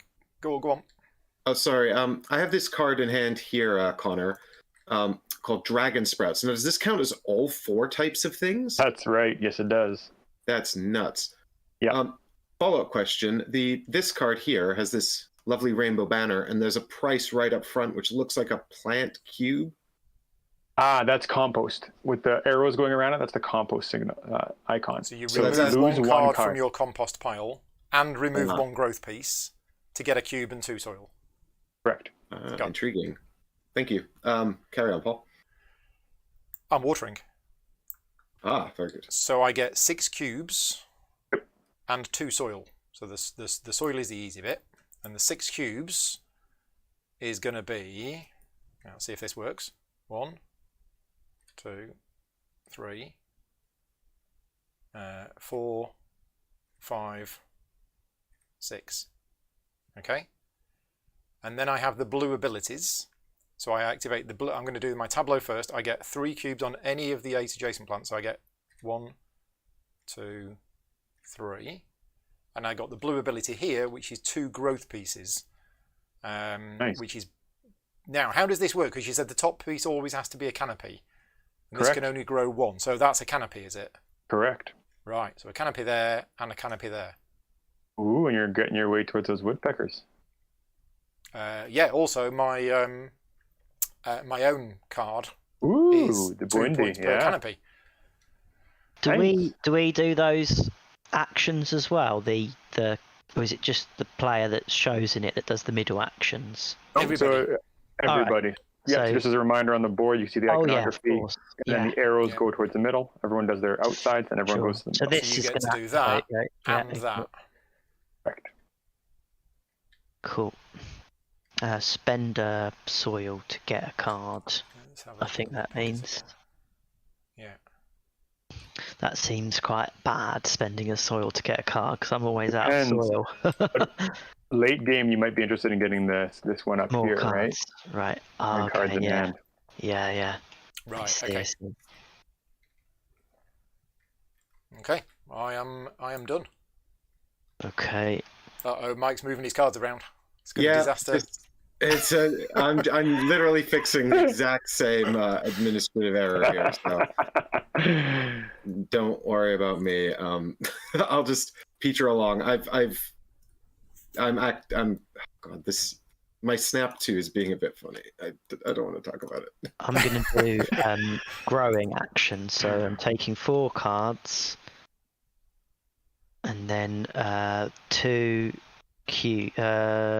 growth. 2 growth pieces. Yeah. Yep. Onto there, and there, and then I'm activating. I'll do this board. So you this do board that one first. and then that one. Yeah. Yeah. So +2 cubes if you did the yellow action, Plus and 2 then soil. +2 soil. And then you can spend a soil to draw a card if you want to. No, all done. I am adding 2 cards to my hand because I have no room for any growth pieces. And I now get to do yellow abilities as well, which is basically 1 card and a growth piece. I can't have the growth piece, but I'll have the card. And compost a card from my hand to draw 2 cards. Okay. Well, I have loads and loads of cards in hand. So, sure, let's do that one. Let's compost that one to draw 2 cards. I mean, composting cards is good because every card in the compost pile is 1 point at the end of the game. Correct. So, give us an idea of what a good score is for a 3-player game. Around, in and around 200, a little Okay. under, a little over. Right. You might be in the, around the 150s, 160s for your first games, but you could also easily be in your 200s. Really good games, you get up to 250s, 260s. Okay. Some of it can depend on the synergies that happen between the flora and fauna cards, ecosystem and the animal cards. Sometimes if they synergize really well, the scores can get really, really high as well. And sometimes they just don't synergize amongst themselves, so the scores are a little bit lower. Yeah. Okay. I've done something. What's he doing? I'll come help. Yeah. He's having the same issue I had. Just to catch up, Dan picked the yellow action, right? Yeah. He did. Great. What I was trying to do was move mistake. everything over, but I wasn't sure. These were locked. That's why. They've locked. Yeah, that's why. Yeah. Where did you want everything? I think I wanted them moved all to the far right. Okay. My So Conor's going to far sort out right. Dan's board. But Mike, you can be choosing your next action. Absolutely grand. Let me pick them up. Oh, there we go. This one's still locked. Let's unlock that. Sorry. Hey, Paul. Yep. Do you suppose that this means 1 point per card with a base plant capacity Base of victory exactly point 3? value. That victory icon there point is victory value. points. Yeah. It's also the space for plant cubes, which I guess is because each cube is a point. Yeah. These are on here. Right. Very good. Okay. Thank you. Unfortunately, I don't have anything costing 3. So what's Conor picked? Sorry. It's Mike, me. he's just I'm choosing. Okay. Exactly right. Cool. Just how much soil do I have? Not enough is the answer. Yeah. Yeah, I'm constantly short of soil at the minute. Don't forget about Yes, composting your plant cubes. Or sorry, changing your plant cubes into soil. Yeah, I do have a fair number of plant cubes. Or there's always just a blue or a red action to get yourself some more soil too. Yeah. These plants that I've got here are all Okay, I have a plan. reasonably expensive.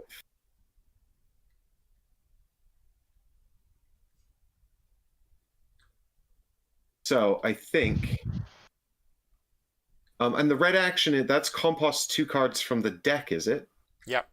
That's correct. But y'all got lots of nice bonus things on red. I think the blue action's actually better for me anyway, because when I do the blue action, I get a ton of stuff. And cubes, which are good for me, and I have lots of cube capacity. So I think I'll take the blue action. Okay. So you get 6 cubes and 2 soil. Yes. So remind me, Connor, this ability that's printed on the player board here can do it any time? Correct. So I am going to get rid of these 3 cubes here to get 2 soil, but then when I activate my blue ability of this card, I get the 3 cubes back. Right. Exactly.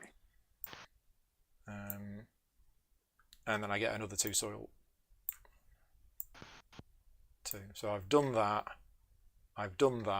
and that's it. That's me done. Correct. Yeah, I've just done the same. I took 2 soil, ran this ability here, and I've settled at that. Yep. Nice. Now, claiming objectives, when does that happen again? As soon as you reach it. So whenever you have downtime, remind yourself what's in the middle of the board so that as soon as you have it, you claim it. If there's a tie, then the active player gets it. Active player and clockwise? Correct. Yeah. Okie dokie. I'm just I'm just gonna grab a soil here from my blue ability there. And then I'm gonna pay 2 soil to get 4 more cubes. Seems like cubes are my thing. When did that happen? I mean, it's good because cubes can automatically be turned into soil, which is the currency that you use to buy the other cards. So, yeah, I'm complete for my blue action. Paul, okay. It's over to you. I am going to choose the planting action. I'm going to be planting 2 cards, and the first one is going to be brown rot fungus. Nice, which is going to go in here. That's going to cost me 4 soil.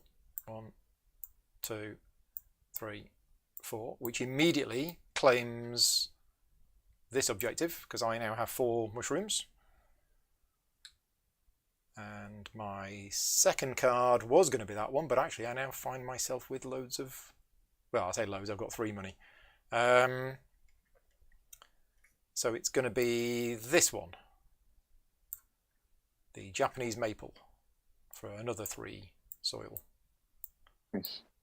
Okay, so I've spent my soil, I've done that, I then draw 4 cards and keep 1 of them. Gosh, so many.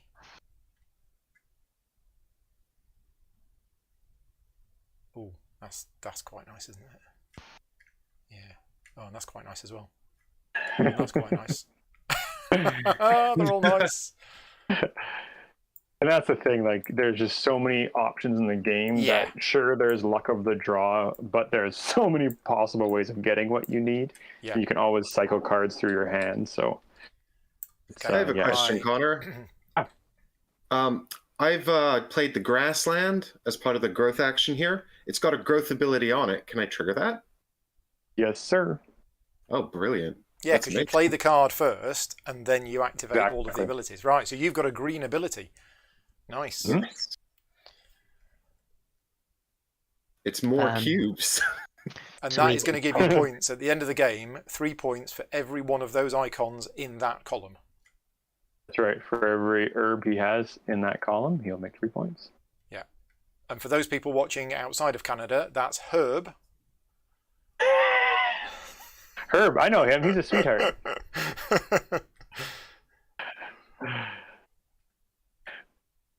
Right. If we're all done, I'll pass the marker to Dan. Sorry, I'll just planting that, which costs 7. Is there a way to group move all of these? You can, click and drag. Or click and drag to highlight the group. Oh yeah, of course. 7, and then draw one of these over here. And then activate green. Haven't got any green. Okay, so I'm gonna pick. I'm out of soil, so I guess I'll pick.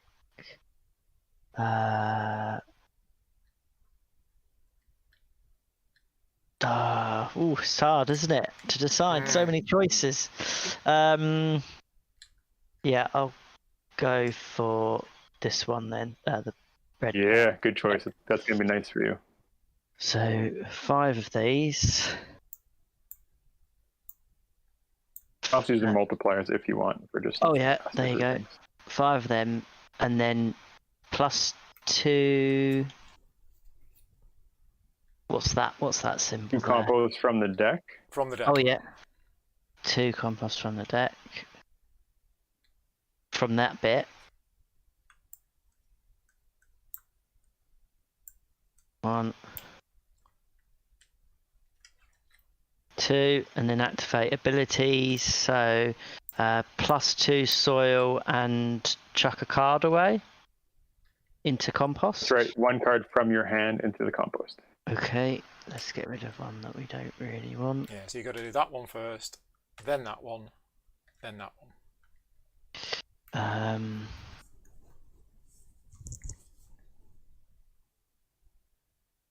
Ooh, choices. I've done all of mine. Good work. Whenever you're Cleanup. finished. I love it. So that goes there, and then this one, I can chuck a card away to get a soil. Compost 1 That's right. card to get 1 soil. Win-win. Yeah. That's right. Okay. So that goes there. Just as a small aside, these cards are different because this one is 2 soil and then compost 1 from hand. Mhm. This one, there's a colon in the middle. So you have to do what's on the left to get what's on the right. Yeah, This you could do either or. And then this one, I can spend. I'm not going to do that one. And there's nothing on my board here, so all done. Yep. Mike, are you all done? My reds, yes. Right. Me too.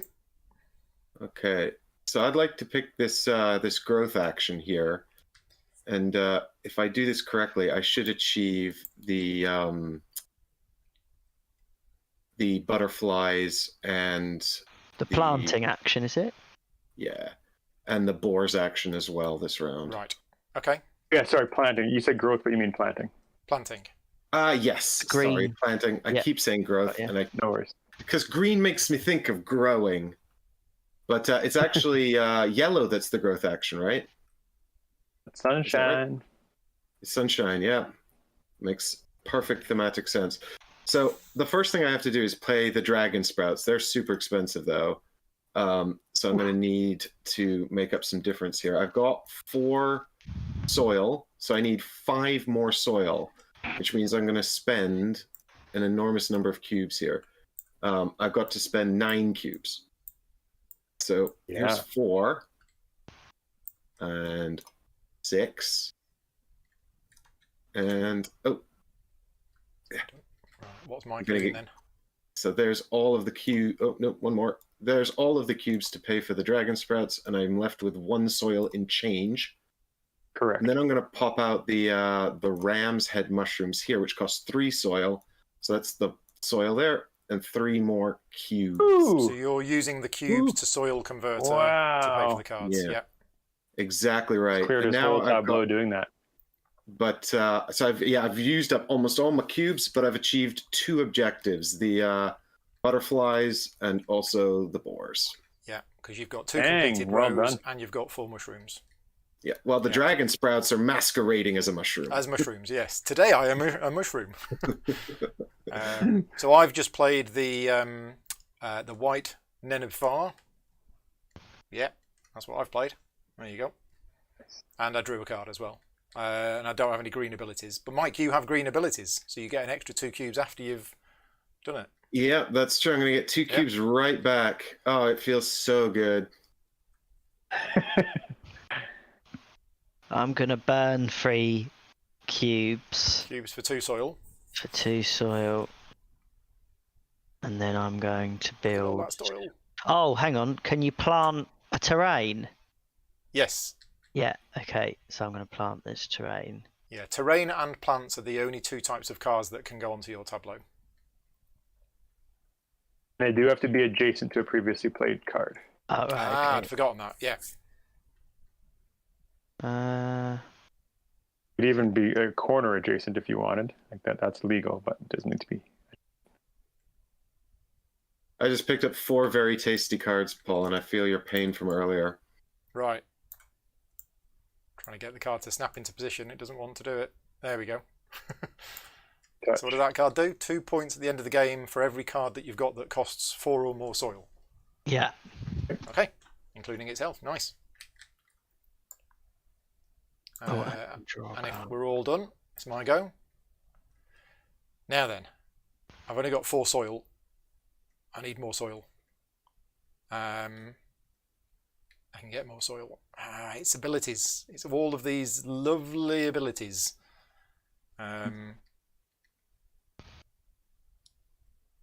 Yeah, wow. Okay, I'm going to choose the yellow action, which was growth. I think we've just agreed. Oh. So I get 4 cards, and I get 2 growth pieces. Right. Now then, I'm going to put 1 on there, and 1 on there. Okay. Then I get to activate all of my yellow abilities, and I'm going to choose to do my player board first, so I get 2 growth for that. And I will put another 1 on there, and then a canopy on the top. And then I'm going to choose my tableau. So in order, I get a soil. I get a card from hand. I get a card to my hand from the deck. And I get another growth piece, which will go on, how many can that have? 3. So that's going to go on there. Then I do this one, which is compost a card from hand and draw 2 cards. That's got too much text on. I can't read that one. There we go. Get rid of that. To draw 2 cards. Okay. Then we've got this one, which is 1 growth and 1 cube. So I will put a canopy on there. There we go. And we'll have a cube on there. And that's it for all of my abilities. So let me know when everybody else is done. Yep, resolve mine as well. My yellow stuff.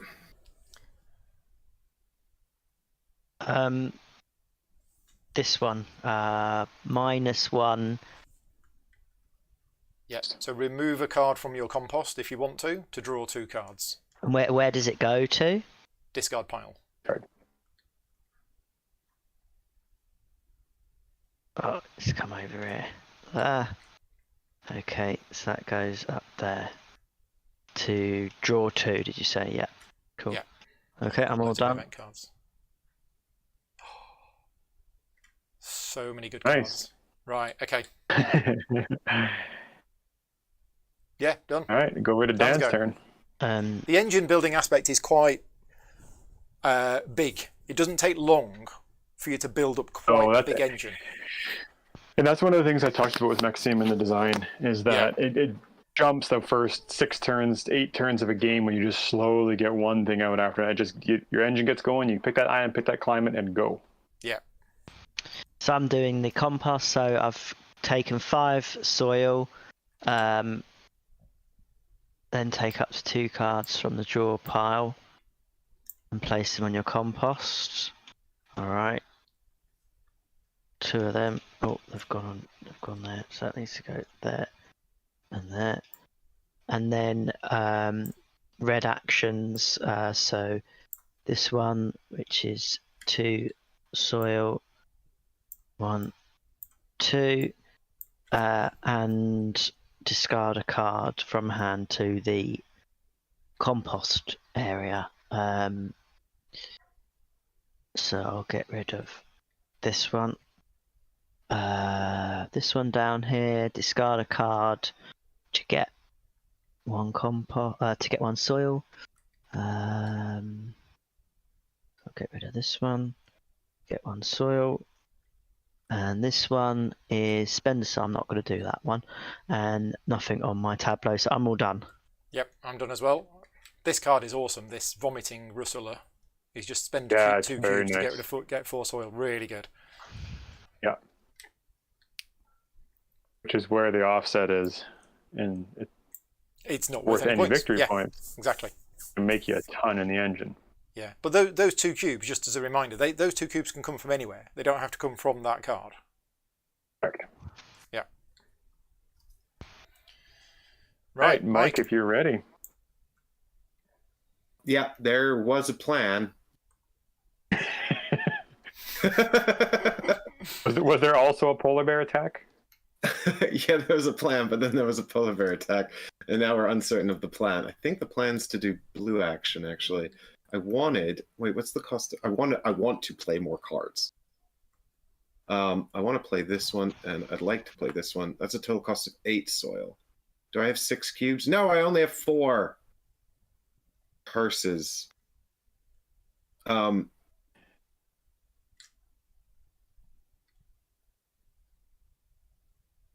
bummer. Yes. So let's go ahead and take a nice blue action here. Just get lots more cubes and dirt and things. So Good things. watering. Yes, I'm going to water my wonderful banana plant. I'm going to get 2 soil. Same.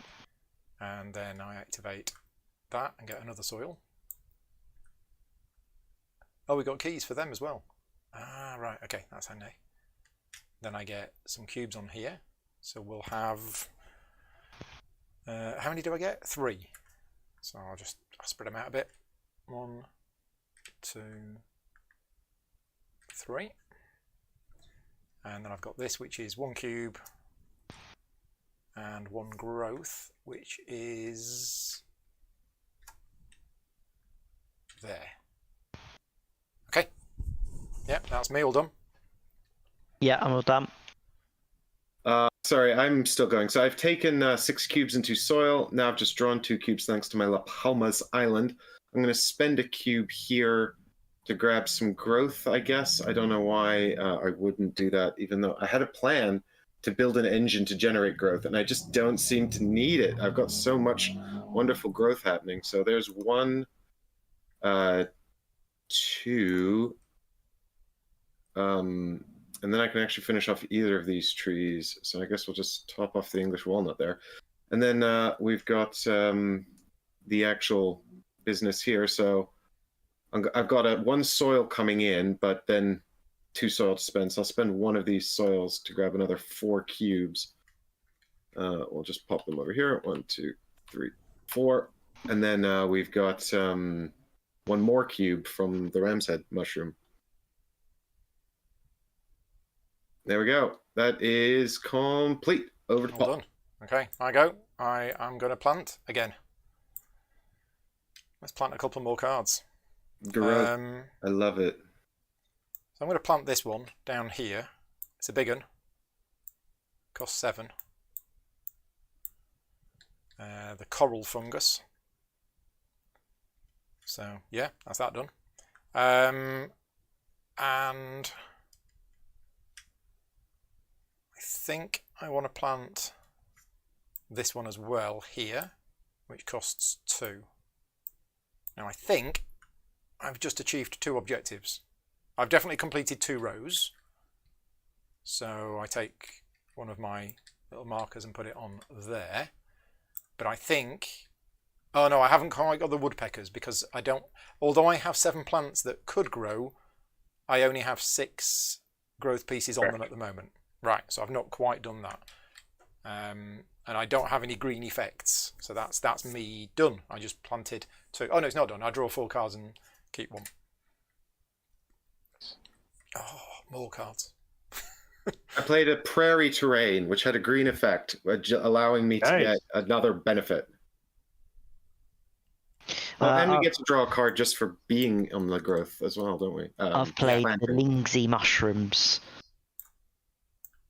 And I think you said that was alright, being diagonal, right? Yep, diagonal counts as adjacent. Cool. There we go. Okay. If we're all done, I'll pass to Dan. Oh, I've got to draw 1 card as well. There we go. Now events can be played. Anytime. They're not. They don't count as my turn, right? No. Okay. That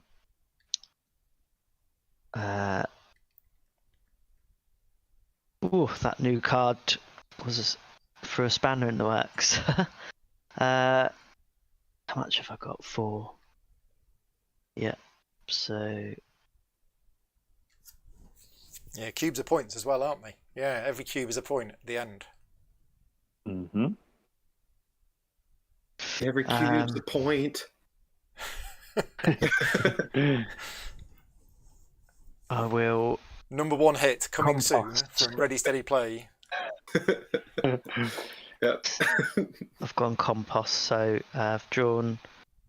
I've got Have 5 you now? soil. Put 2 of these Do like it when somebody else composts. down here. Seems to be my sort of least exciting thing. I just get like 4 soil every time, and that's it. I don't have a compost engine, apparently. So that is my beaver tail cactus is spend 1 soil to put 4 cards from my hand in my compost pile. I built a poor engine a little while ago, and I was able to compost 14 cards from my hand every time anyone took the red action. Wow. But I was unable to get cards into my hand fast enough. That was the issue. Right. My engine got rid of cards, but didn't create the cards. Yeah. So that's 1, 2, because there's definitely some of these cards that I do not want. I forgot that you That's get why you points guys- for composted cards, don't you? Yeah, I felt that too, Right. actually, Dan. And I was just lamenting the fact that you seem to have 17 cards in the compost to my 3. I wasn't trying to do that as well. I've got a card here that lets me get rid of a loan. I was like, why would I ever want to play that? And now it's just clicked. One of the things I'll say that it's in the rulebook as well that I recommend to new players is because you can have so many cards in your hand when playing in TTS or especially in real life. For cards I don't want, I bring them to the back of my hand and I flip them 180 degrees as a mental reminder that I don't care about that card anymore. These cards can be used to compost or spend or whatever. That's a good idea. How do you turn them in TTS? You can use the Q and the E keys. If they don't turn quickly, at the very top right of your screen, there's a rotate degrees button, and you can click on it to change the rotation to a higher degree amount. Great. Good so tip. I think I've just made an objective because I used this ability, which is spend 1 cube to add a growth piece. I now have 7 cards with growth pieces on them. Therefore, ding, ding, ding, Mr. Woodpecker. Nice. Everyone's watching for their habitats, remember, for our beetles, and that will count on your climate and your island and your terrain cards. Yeah, I've kind of been ignoring that one. Although I've got 1, 2, 4, I've got 5. Yeah, it's not bad. Way. Yeah. I just need 5 more cards with 2 icons on. Yeah, okay. So yeah, I've done the secondary effect of your composting, Dan. Okay. Everybody all done? Then. Yeah. Okay, so we'll pass it over to Mike. What's Mike going to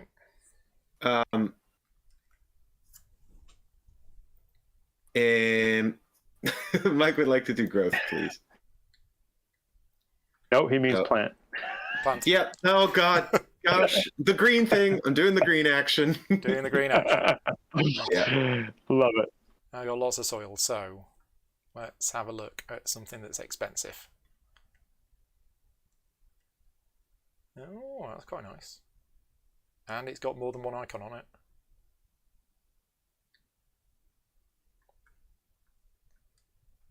As does that.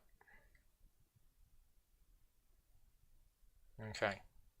So I'm going to plant there at the cost of 4 soil. 1, 2, 3, 4. And then I get a card. Pop. So these cards, everyone just gets the points on them at the end. Yeah. Yeah. You don't have What's to have this done little anything. 7 mean in the middle here? The player who completes their grid will get 7 points. Got you.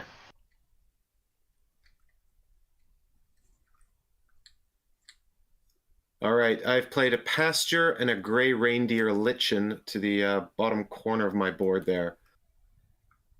Nice. Very nice. And yes, so that's going to get me a whole bunch more of these rare green abilities that Conor lied about. You've got 3 of them. I haven't seen one, I don't think. No, I haven't. No. Interesting. Conor, I've got a question. This card here gives me 2 points at the end of the game for every card costing 4+. What if I was to put down another terrain that says all cards of a certain type cost 2 less? Yep. So for the purposes of scoring this, it would be the printed value on the card. The printed value on the card. Okay, cool.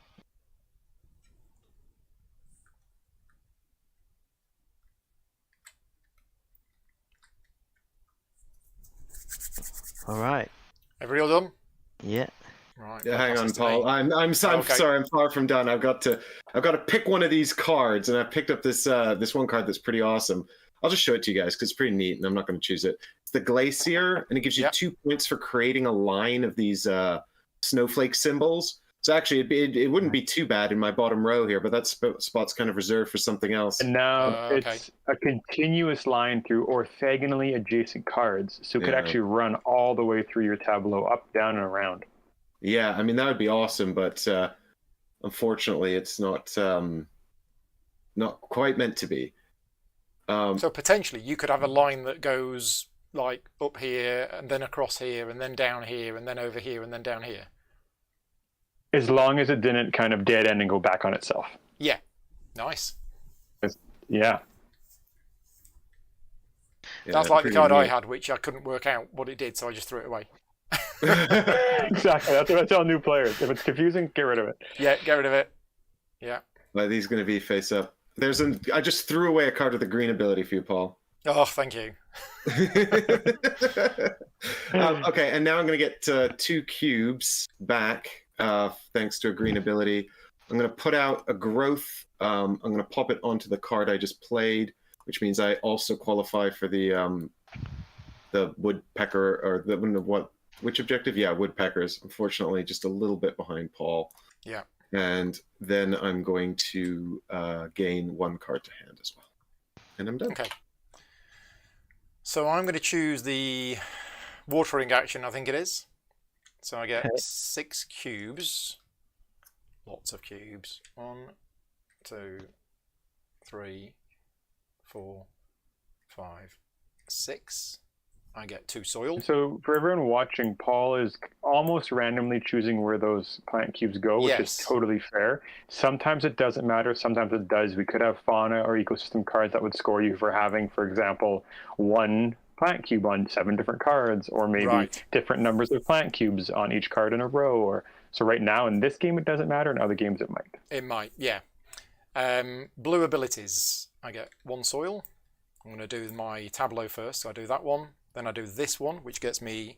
Did you want to do this one? Oh, sorry, I forgot that one. Yeah, sure. I'll spend 1 soil to get 2 more cubes, which I will put up there. So 1, 2. Then I did that one. Now I'm doing that one, and I get 3 more cubes. I'll have 1 there, 1 there, and 1 there. And then I do this one, which is 1 cube, and a growth, which the growth here is going to be a canopy. And then I can do this one, which is spend 1 cube to get a growth, which I'm going to put on there, which is another canopy. Nice. There you go. Right, that is me. Oh no, I've got this one as well.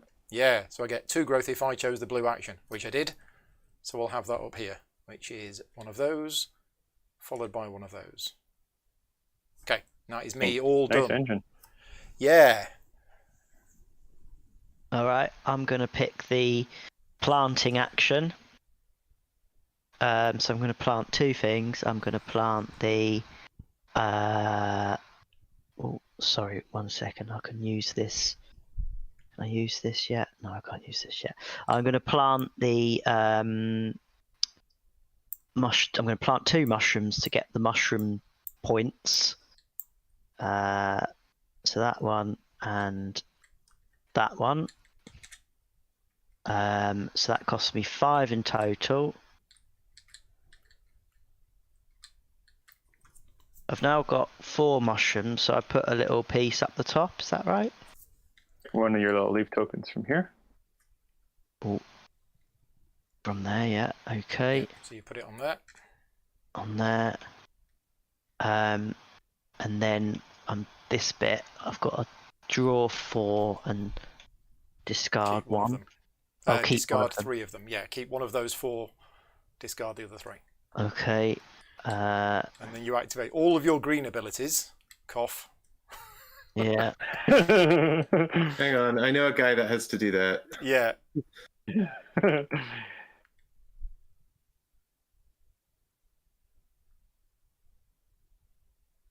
don't know why I'm not finishing off this tree. Oh yeah, now I remember. It's part of a combo I'm probably never going to build. Okay, so I've done the discard, then I activate green abilities. I have no green You abilities. have one. Yeah, Mike's just doing his green abilities now. And then It's all resolved. we're done. Play passes to Mike. Oh, I've just realised a big error. These are saying rows and these are saying columns. Oops! I put all my mushrooms in a row. It's not bad. It's still going to trigger on this one. Oh, actually, would you mind, Oh, since nice, I only yeah. just did Yeah, just that, move would it you to mind there, if I put that's that fine. there? Yeah. For sure. Yeah, that's good. That helps a little bit. Okay, so you've got cards which specifically give cubes on each mushroom in this column. So yeah, okay. Yeah. And these ones are rows, so I just got my rows and columns confused. Yeah, nice. Okay. And these little white lines on the cards stand out nice when it's actually in your hand. Yeah, nice little graphical Closer thing to there. them. Cool. Right. What you going to do, Mike? I have a large number of very expensive cards I'd like to play, so I'm going to take the blue action. Nice. Watering, is that?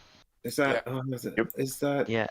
Actually, is sorry. Let me no. just reconsider. I just realized I've played some cards that trigger off of red that might be real. But you guys have so many cool red abilities. Red's good. Especially Dan. You like red? Especially Dan. But it could be good to get.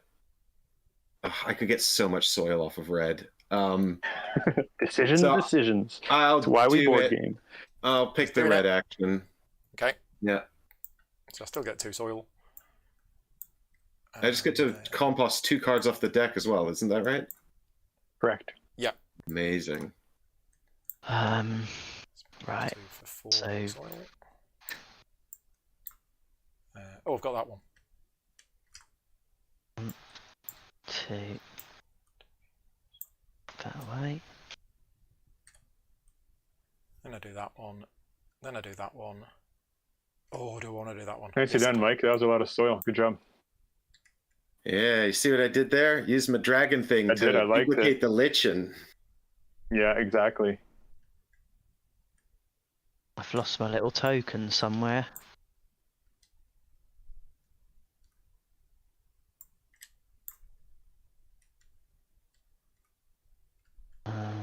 Oh, funny. I wonder where it went. Yes, disappeared. Strange. I'll grab you one of mine. Thanks. Right, I've done all of that. Cool. All right, everyone's done with their red. Oh, hang on. I am just doing these things. I've got 2 more abilities left, which is spend a cube to get a growth. Yeah, I'm gonna do the compost thing, so I'm gonna spend one of them. And it will be how many's on there? 1. There'll be another one on there. 2. And spend a soil to get 2 growth. So 3. Which will be 4. canopy on there. And let's start that one. Okay. All right. Yep, all done. Done. Paul's All done. turn. Right, my go. So I've only got 4 soil. But I've got so many cubes. So if I really want to, I could get rid of those cubes to play lots of stuff. I recommend it. Yeah. And just as a reminder, though, we are closing in on endgame here. I know. Well, yeah. So be careful burning those VP. Oh, yeah, because cards in hand. Maximum of 10 is but VP. also every growth. Every plant cube is a victory point. Yeah.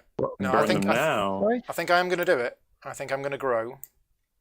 Not grow, plant. Plant. Okay. It's got me at it now. And actually, the first one is going to be this. Volcanic grounds. No, but I'm not going to put it there. I'm going to put it here. Which cost me 2 soil. Well done. But then I get 6. Okay. And then my second one is going to be... I want something with a red ability that's worth a lot of points. Okay, not worth a lot of points, but it's still good. So there's my 2 plants. Okay, I'm planting some 4. mushrooms.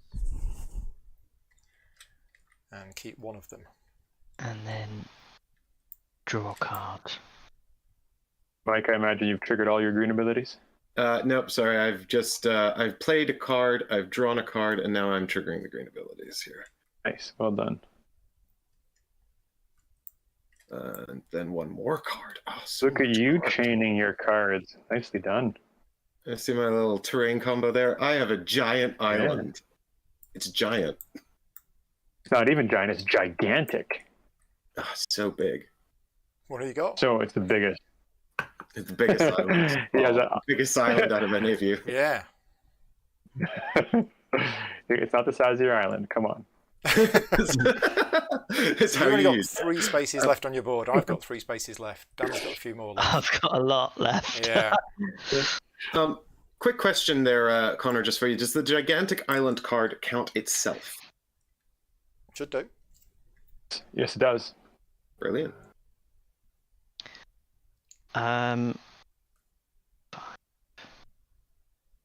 Yeah, okay. Which action you choosing then, Dan?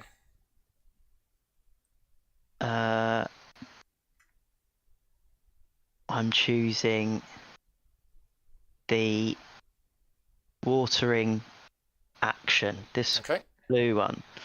So 6 cubes. 1, 2, 3. See, I've traditionally been taking soil, but at this point, I'm thinking... I think I fulfill one of the achievements for the having 7 plants with 1 cube on. I think I do. 7. It's growth. Oh, it's growth. Okay, ignore that. Yeah. And then I'm activating the blue ability. So draw a card. +1 on each mushroom in this column. So there's a mushroom. Yeah, I'm not going to take soil. I'm going to take 2 plants. There's a mushroom. +1 on each mushroom in this row. So there's a mushroom. Nice engine. Well done, Dan. There's a mushroom. Cheers. And there's a mushroom. And then the multicolored card. So spend a soil to gain a card. I'm not going to do that.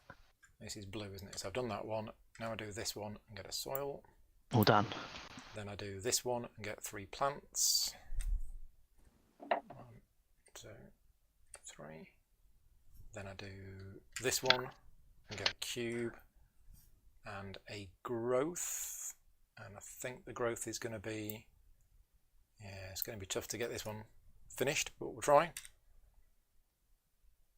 So that was that one. And then I've got this one, which is spend a cube to get a growth. And then I've got this one, which is spend a soil to get 2 growth. Oh, right, okay. So how many is that? That's 3, 4, oops, and 5. There you go. Nice. Yeah, I like it when people pick. Then again, these cards are great for me with my growth pieces strategy. Exactly. Really good.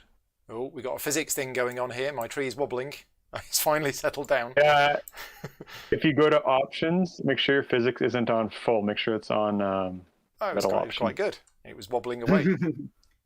Right. I was laughing because there's one that gets a maximum growth of 8 pieces. Oh, right. In Okay. TTS, it kept falling over on me, whereas in real life, it never falls over. Right. Incredible physics. Are we all done? Yeah, all with done. The watering action. So potentially the last round of the game coming up. Yeah. Oh no, don't say that. Well, if Mike and me both plant. That's true, but you have you've got a lot of soil, Paul. I got 6. 6. Do I think you could easily play 6 Yeah, I mean cards. potentially I could throw away cubes for more soil if needed as well. So. Yeah, and you've got a lot of cubes. Interesting. So I think actually what I need to do here then is to take the red action.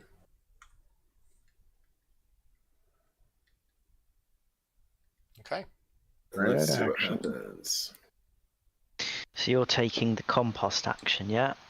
Correct. So fire away your enormous engine again there, sir. Oh, I see where my thing went now. It's gone behind there. There it is. 2 cards from the deck. Perfect. I'm going to have 2 soil. Let's go through all of these abilities. Red. -1 soil. 2 cubes. 1, 2. -1 growth for 2 soil. Oh, do I want to do that? For this one, I have to discard to get the 2, right? For the African mustard? Yeah. Nope, you could get 0, 1, or 2 soil and compost 1 from your hand or not, because there's no colon on that card. I'll have that card. The elegant sunburst lichen. The sunburst lichen below it, you would have to do the 1 to get the soil. Right. So okay, great. Yeah, I'm not going to activate that. Yeah, I'm not activating anything else. That's all good. Do I want to activate that? Yes, I do. Spend 2 cubes for 4 soil. So that's that one done. Then we go to here. Now at this point I don't want to do that.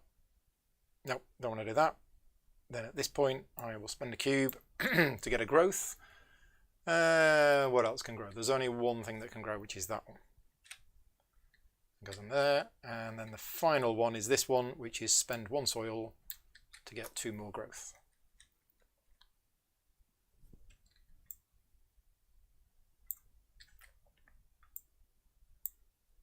Oh, got a wonky tree. Yeah, and it's dodging the game too, Paul. There we go. Yeah, that's all red abilities done. Okay, so your pick, Paul. So I think I need to plant. Yeah, we're gonna go planting. And I have 8 soil available to me, and I've missed out on my other bonuses, so let's put this one down because it's worth a lot of points. Yeah. Now, how am I doing for cards with 2 icons on? 1, 2, 3, 4, 5, 6, 7, 8, 9. Yeah, so if I play another card that has 2 icons on it, which I will, there you go.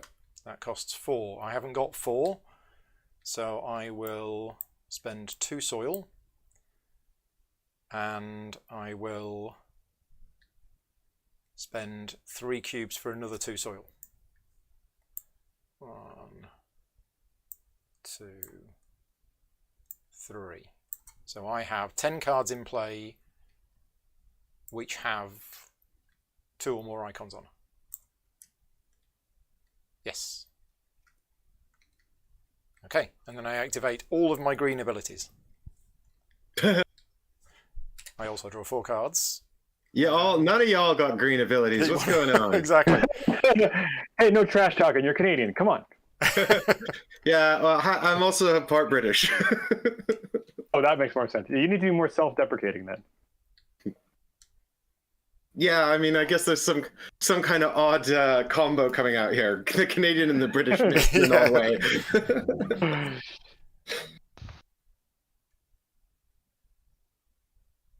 So what's the Beatles? 10 cards, each with 2 plus habitats. So you need 1, 2, 3, 4, 5, 6, 7. You have 7 so far. Okay.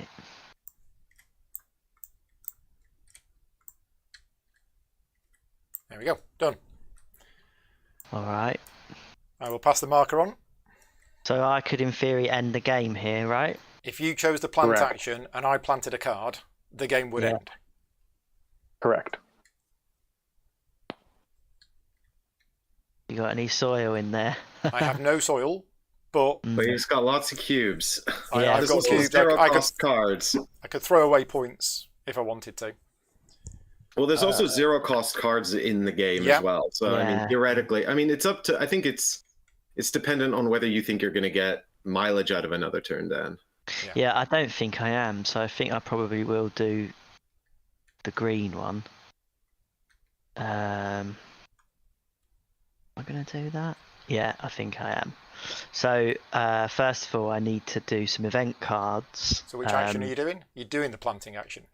Yeah, do you mind if I just quickly work it out? Because I just want to make sure I've got the resources to do it. While you're doing that, I'm going to play an event card.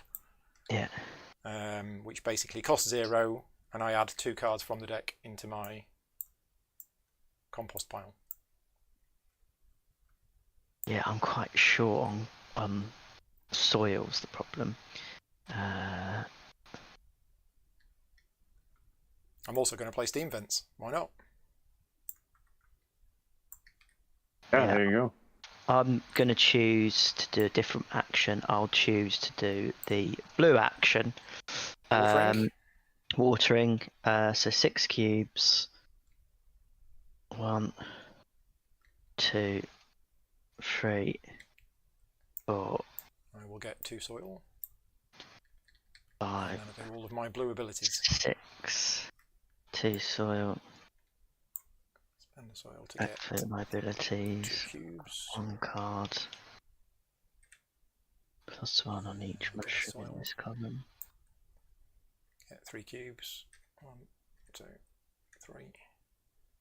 +1 on each Cube mushroom. and a growth. Now is that? Yes, it is. That's the top one. I'm going to move that one. That's that done. Then down here, spend a cube for a growth. Yep, can do that. It will be there. This one, spend 2 growth for 4 points. Now, well, 2 growth for 4 cubes. In my situation, because I'm getting 2 points for each canopy, I'm not sure I want to do that. Although I am going to add them on here. No, yeah, I will. I'm going to spend the 2 growth here to get 4 cubes, but then I'm going to spend a soil to get the 2 growth back.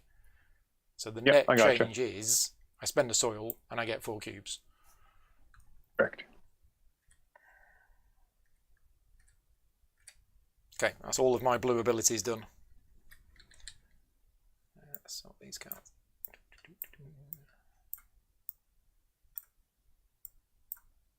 All right. Everybody else is good? Sorry, I'm going to play this hurricane card. I think you might have all missed it, but it's part of my... Oh, nice. Here. Yeah.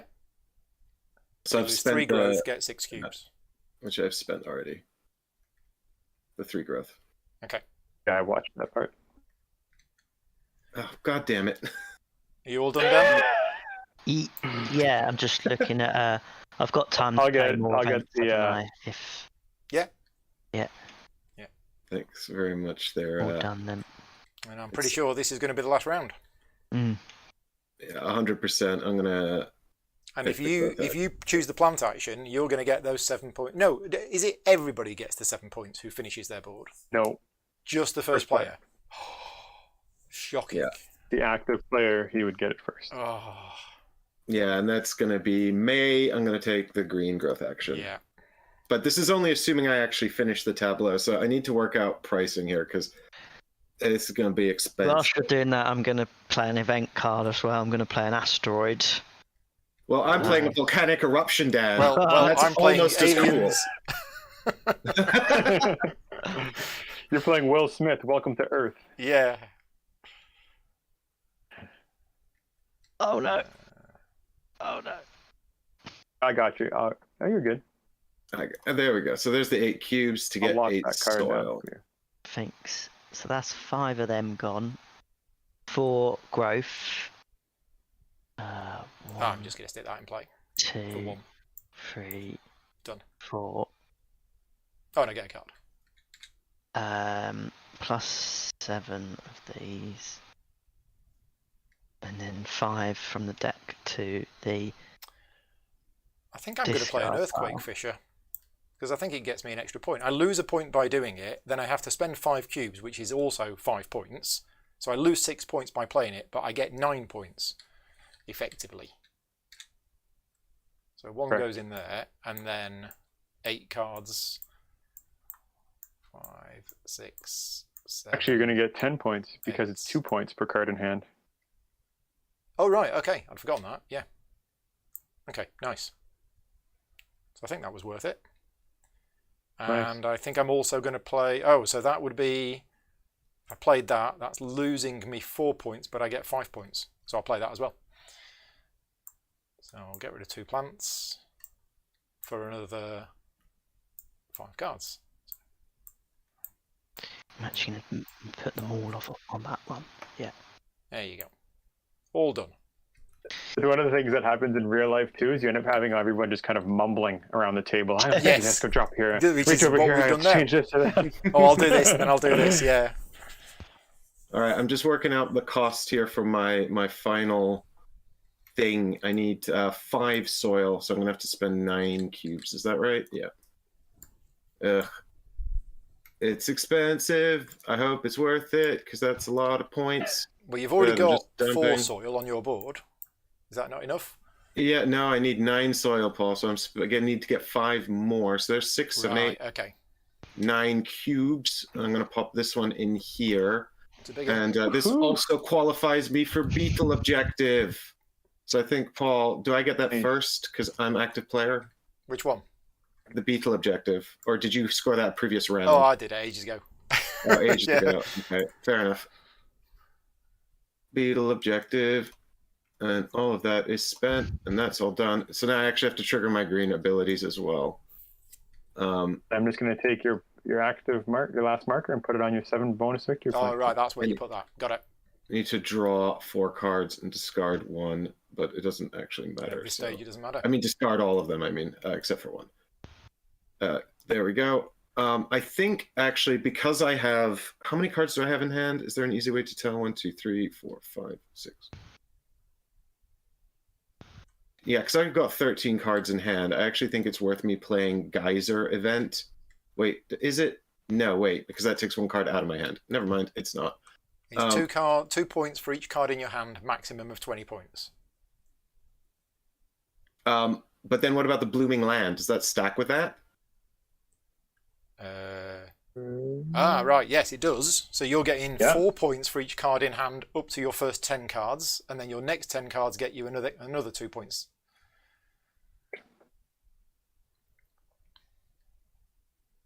So I don't know what the geezer does, but you would lose 2 points by playing it.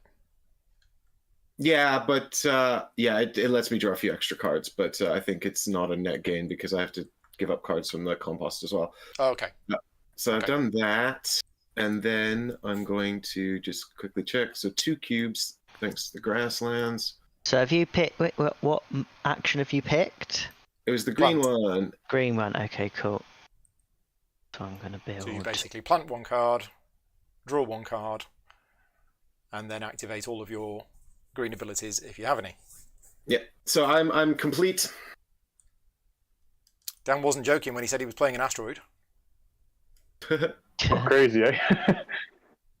I had something similar, but I didn't want to play it. Yeah, okay, nice. So I think we are going to scoring. So what's the best way of doing the scoring? Oh, no, wait. No, no, You guys we get round, don't we? turns. Yeah. Oh, we finished the round. Yeah. I was last player, Oh, so... I'm all ready to be done. Okay, well, I'll do some stuff then. What's gonna get me the most points? Exactly. Probably watering.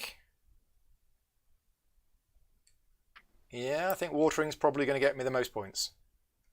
So I'm going to get 2 soil. I get 6 cubes. Right. 1, 2, 3, 4, 5, 6.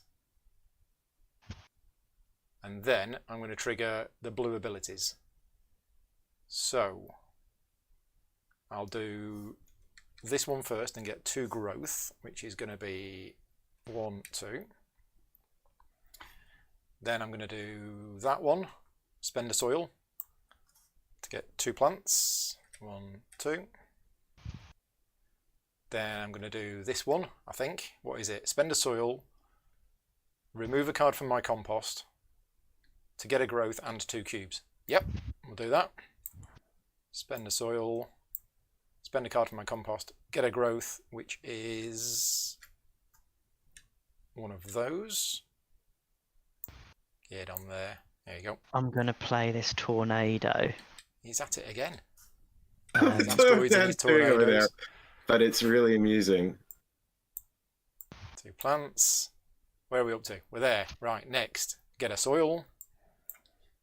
Move through. 3 plants on adjacent spaces. Okay, so I would have spent a plant from somewhere else, because I forgot about that. So 1, 2, 3. Plus a growth and a plant. Which is... I'm also going to play a supernova. Dan the weatherman. Alright, plus 1 growth and a cube on that one. Then we go down here. I can spend a cube to do growth, which I will. Spend a cube. I have a quick question for Conor when you're done your process there, Paul. With you, Mike? So I'm at this bottom card here, which is the New Zealand flag, so I can trade a cube for a card. So I'm just trying to work out how the cards in hand are scored at the end of the game. So, because I've got this Blooming Island, which is 2 points for each card in my hand, up to a maximum of 30 points. But then also some cards are scored for just being, you get some points for having cards in your hand anyway? Normally, no.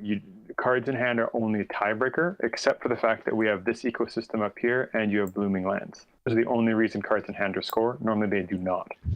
Okay, so, but the cards in my hand are going to score both for the Borneo Lowland Rainforest and for the Blooming Land. Correct. That's an amazing combo. I'm going to spend this cube to draw 1 more card. Right, I think I've just activated all of my blue abilities. Yeah, I too have resolved my blue. Yeah, I'm all done. So Okay, is it Dan, me the last turn of the game. planting, obviously?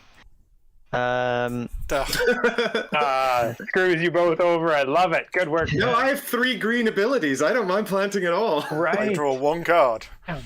I need to burn off some cubes first. 1. Quite a few cubes, unfortunately. 3. That's 2. So I've got 5, 6, 7, 8, 9. So I need to do 1 more. Ooh. Take the butterflies. I'll mark it for you.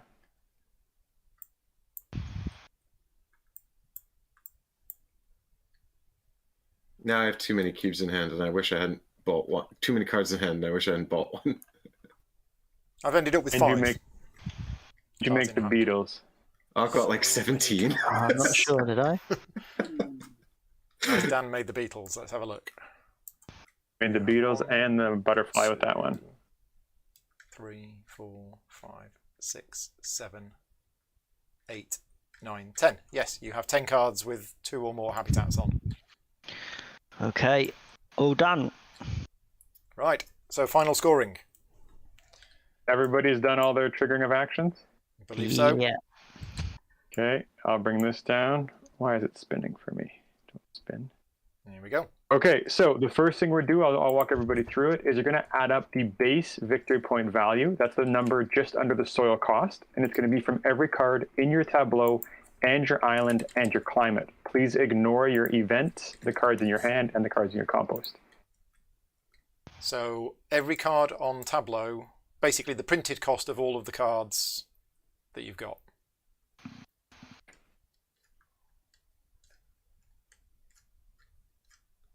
Everybody sit very quietly and do math.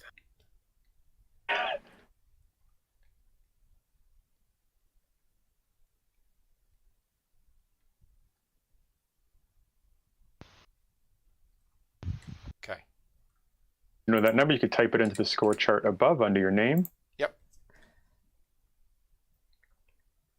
Okay, and now we're going to add up points in your event stack. So if you have cards in there, take them out one at a time and add up any positive or negative points on those cards.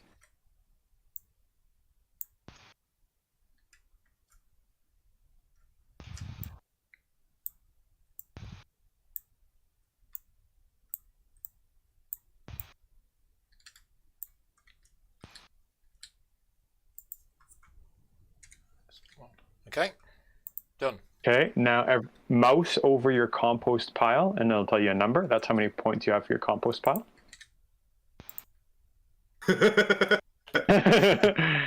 Now add up 1 point for every cube on your tableau.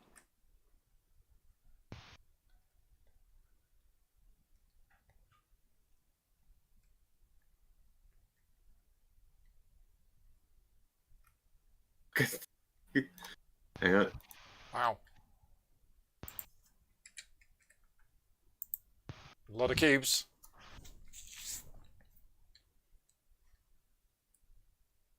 Oh no. Now you're going to be adding up 1 point for each trunk piece, or if it's got a canopy on top, score the canopy victory point value instead.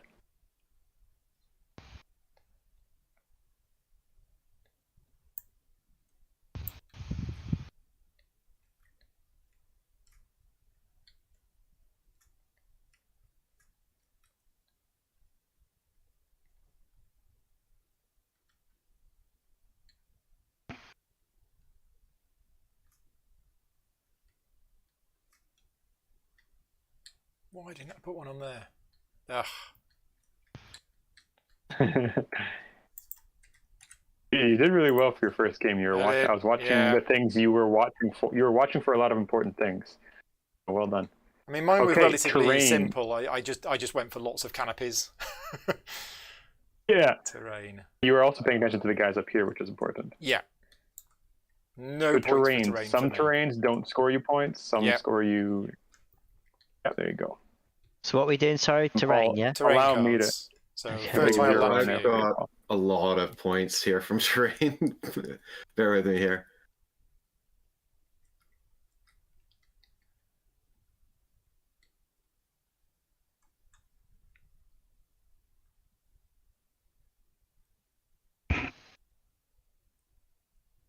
Wow. Dan's got 12 cards that cost 4 or more. Nice. So that's 24 for the fertile land. Yep. 24 for that and 36 for that. So 24, 36, 50. 36 for that? Is it? 3 times 12, isn't it? No. This is for cards that cost. This is for cards that are worth that many points. How many of those have you got? 1, 2, 3. Oh, points. All right, 4, I see. 5. You got 5 of those. So that's 15. 15 and 24, was it? Or 39. 39. Nice. 66 for Mike. Wow. Yep. All right. Right. So now everyone's going to look at their own personal ecosystem objective, the green card on the right of their player board, and you're going to score for that. Yeah, that seems like kind of almost not because it's. Can you clarify my one for me? It's got the 2 cards right bit. I don't get the 2 cards bit. Is it 3 points for every 2 cards Yes. So for you, you've got 12 cards that cost 4 or more soil. Yeah. So that's so 18 6 points. times 3. Yeah. Okay. Oh, I think I've misunderstood this a bit, but that's fine. I've sort of achieved it. Score you 12, right? 4 more growth. So you have 1, 2, 3. So that's 12 points. Yeah, 4 cards. Yeah, I didn't realize actually that I could score that multiple times. I thought it was like sort of early on in the game when I didn't quite understand it fully. I thought it was just 6 points if you achieve the objective. Right. But that's fine. I apologize. No. It's not your fault. Okay. I sort of filed it away in something I didn't scoring think about card, much. which I'd forgotten about until quite late. Victory points. I think Column if all 4 cards share 1 ability color. Yeah. So I 2 columns. All because you could choose a red, choose yellow, choose yellow. Well done. Yeah, so I haven't Choose done red. I haven't done that at all. I don't think. No, I haven't. Brown, blue, brown. Nope. And then for the one below that, so 2 victory points per card in your hand. Maximum 20.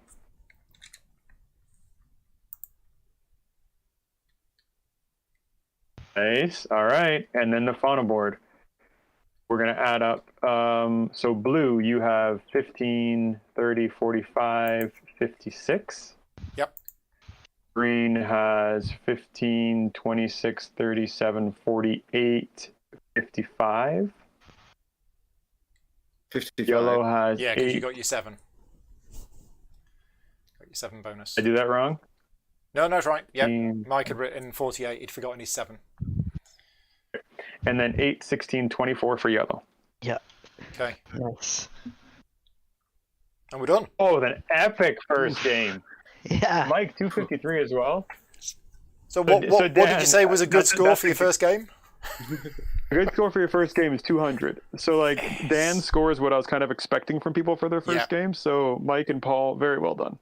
I think, for me, it was choosing this card at the start. So it's 2 points per canopy. So I said in my mind, right, I just want to build the canopies because I like the look of the pieces. And then I was quite lucky because I was drawing lots and lots of cards early on. And the cards that I was keeping is all of the ones that gave me growth. So I was just growing all of those pieces and getting those canopies on, really easily. As you say, there is the combination of the look of the draw because there's so many cards, but the more cards you draw, you will filter out and get the ones that you're looking for. And that's really why we do with the ecosystem in hand, is it really kind of helps players start to focus on why am I doing what? Because there's just so much, right? It's a very plentiful game. Yeah. So Mike, what was your overall strategy? Well, I mean, the interesting thing, Paul, is I kind of took a much more sort of free form approach to the strategy. Like there was a few I started off just trying to get like a basic engine to sort of draw cards or generate soil or various things. And I found early on I had this engine to get some cards and also to get cubes, which could then be used as soil. And that was the basis. And from there, just kind of like I started trying to do this sort of tree thing with the Bhutan Rainforest card. And I was getting along with that. And then it kind of morphed into I got a few terrain cards and I started to do that. And I definitely then got the gigantic island card, just lent into the terrain cards and trying to score those. Yeah. But that only started happening about halfway through. So it's really pleasing that you can actually pivot your strategy or evolve your strategy in that way and still come away with a really good score. Yeah. And Dan, what was your overall approach? Was you changing your mind of what you did during the game based on what cards came out? No, I went specifically for cards costing 4 or more. Right. Because I had this, and I had this from an early age. But the problem is from the same thing. Yeah. Yeah. But the problem was that I misunderstood this one. But the problem was that that means you needed quite a lot of soil, and I wasn't getting the soil turnover that I needed. Hence the 2 gaps. Yeah. So that's probably where the deficit came from. Mm-hmm. But yeah, in terms of a all game, said and done, though, you guys all did very well for a first game. You guys picked it up, so well it done. was good. I enjoyed it. That's the thing that's nice is that your second game, you know why you're doing what and what to watch for. And when you look at the cards, there's certain things you don't care about because it is not applicable for either your strategy or for the cards in play. Yeah. I'm just going to email one of my clients now. Yeah, sorry, I'm not feeling well. I'm not able to do the rulebook work tonight that I promised. If anybody wants to play this again with me tonight, yeah, this was Honestly, awesome. This is awesome. As silly as it sounds, the first game people are like, okay, I get it, and then the second game, they're hooked, and literally every friggin' person that we've sent the prototype to is like not passing it on because they keep playing it or asking for it to be sent back to them. Yeah. So, I mean, I just want to quickly jump in there, Paul. I forgot to count my dragon sprouts during one of my train bonuses, so I added 3 points for my train score. It hasn't made a difference really to the endgame statistics. But it's closer. Yeah, and I'd just like to point out that my train score is now 69, which is kind of the best score. So right, okay, cool. So, Conor, there are obvious comparisons with other games in the past. Presumably you've had those comparisons mentioned in review videos or by other people. How do you feel about those comparisons? Do you feel that they are fair comparisons? Yes, I do. And the honest truth is that I think Maxim's very honest about that. He in his designer diary, he kind of explains what he did, and part of his approach is playing a lot of games, taking what he likes of the games, tweaking it, taking out the stuff you don't like, cutting down playtime. Because for me, there's a lot of good games, and some people say Terraforming Mars. I haven't played the Ares expansion, or Expedition, but people talk about that. But the issue for me is just playtime. And for this, you can play a 5-player game in a little over an hour in real life. Right. Like, come on, it's amazing. It's hitting all the buttons, everything you want it to do. Yeah. A lot of wingspan comparison as well, because of the plant cubes and the egg, stuff like that. But I think Maxim did a really, really good job of kind of like taking everything you want in the game and capitalizing on it. And then, as silly as it sounds, I think the last 2 years that have been rough on everybody is the fact that there is no take that in this game, and that it's really just everybody can do as well as they can with as much stuff as they can. So you're kind of in charge of your own destiny. You can't be like, I got screwed out of a win because someone cut me out, my legs out from under me, right? It's always just like everybody's available, like just go, go, go, go, go. Yeah. And I think that's really kind of hitting a chord with people of that, just like that constant reward of good. Yeah. Now the other comparison, which I came to as soon as I saw the game, was Ark Nova. Now Ark Nova, massive game that came out last year, probably the most popular game overall that came out last year. And the comparisons of that are Ark Nova has a massive deck of cards and every card is unique. It's photo art. And this is photo art. Obviously, Ark Nova is more about animals and creating a zoo, and this is more about the plants. I'm assuming that this game was developed and designed before Ark Nova hit people's tables. Yeah. It's just obviously a coincidence. Timing. Yeah, and actually the funny part was Maxime designed it for years before he got it to me, and then I've been working on it with him for, I want to say at least a year and a half or 2 years. Right. And then we've had about a year of design and development just for the card layout to get all that information as clear and crisp as possible. Yeah. It's just one of those things that happens. So what was your thoughts then when Ark Nova came out and suddenly everybody's talking about it? As a good thing? You know what? My honest answer is it's Clay. He's a buddy from Capstone, and he's just such an absolute sweetheart. So I'm so happy to have the success that it's having. I have no issues with it whatsoever. Yeah. But in terms of, I think it's actually going to help this game because Ark Nova is so popular, and this is like, this is people are going to say, this is a similar game but about plants, and I don't think it's going to hurt it. I think it's going to help it. I think you're probably right. And again, the play time is what's going to, I think, help draw people in, because even if you play and you lose in a game, you're like, well, let's just play again. It took us 45 minutes. Who cares? Exactly. Now, just touching on Ark Nova, it's arguably my number one game of last year, but I don't think I ever want to play it with 4 players. Because I was about to say, Paul, like I've played a fair amount of Ark Nova myself, and I do think that comparisons, I mean, to the layman, the mechanisms might seem similar. But to people who know the hobby, I think the comparisons are probably largely superficial. Yeah, when I'm comparing it to Ark Nova, I'm talking purely from an initial look. And you look at the cards and you go, it's a big deck of unique cards and they're all photos and it's all about planets and plants and things like that. Mechanisms-wise, no comparison at all. Absolutely not. I guess there's a very light anything. amount of engine building in Ark Nova. A very light amount. But this is a lot. This is a lot more. But as you say, this game takes up to 5. There's almost no downtime. I mean, there was when you were watching today, but once we were a couple of turns in, Mike said, "Oh, I'm going to choose that action," and I was like, "Yeah, whatever." And I don't really look at what he does, and then I just focus on mine. So yeah, I can see this going really quickly without any downtime at all. I think that's actually going to be a huge factor for people because it's that kind of simultaneous sort of play where everyone's kind of administrating their own boards at the same time. Yeah, I think that's something some people find really appealing and some people are not so into. So I think that's going to be a huge factor to consider if this is the game for you. Yeah, definitely. For sure. Dan, what's your initial thoughts then after a first game of it?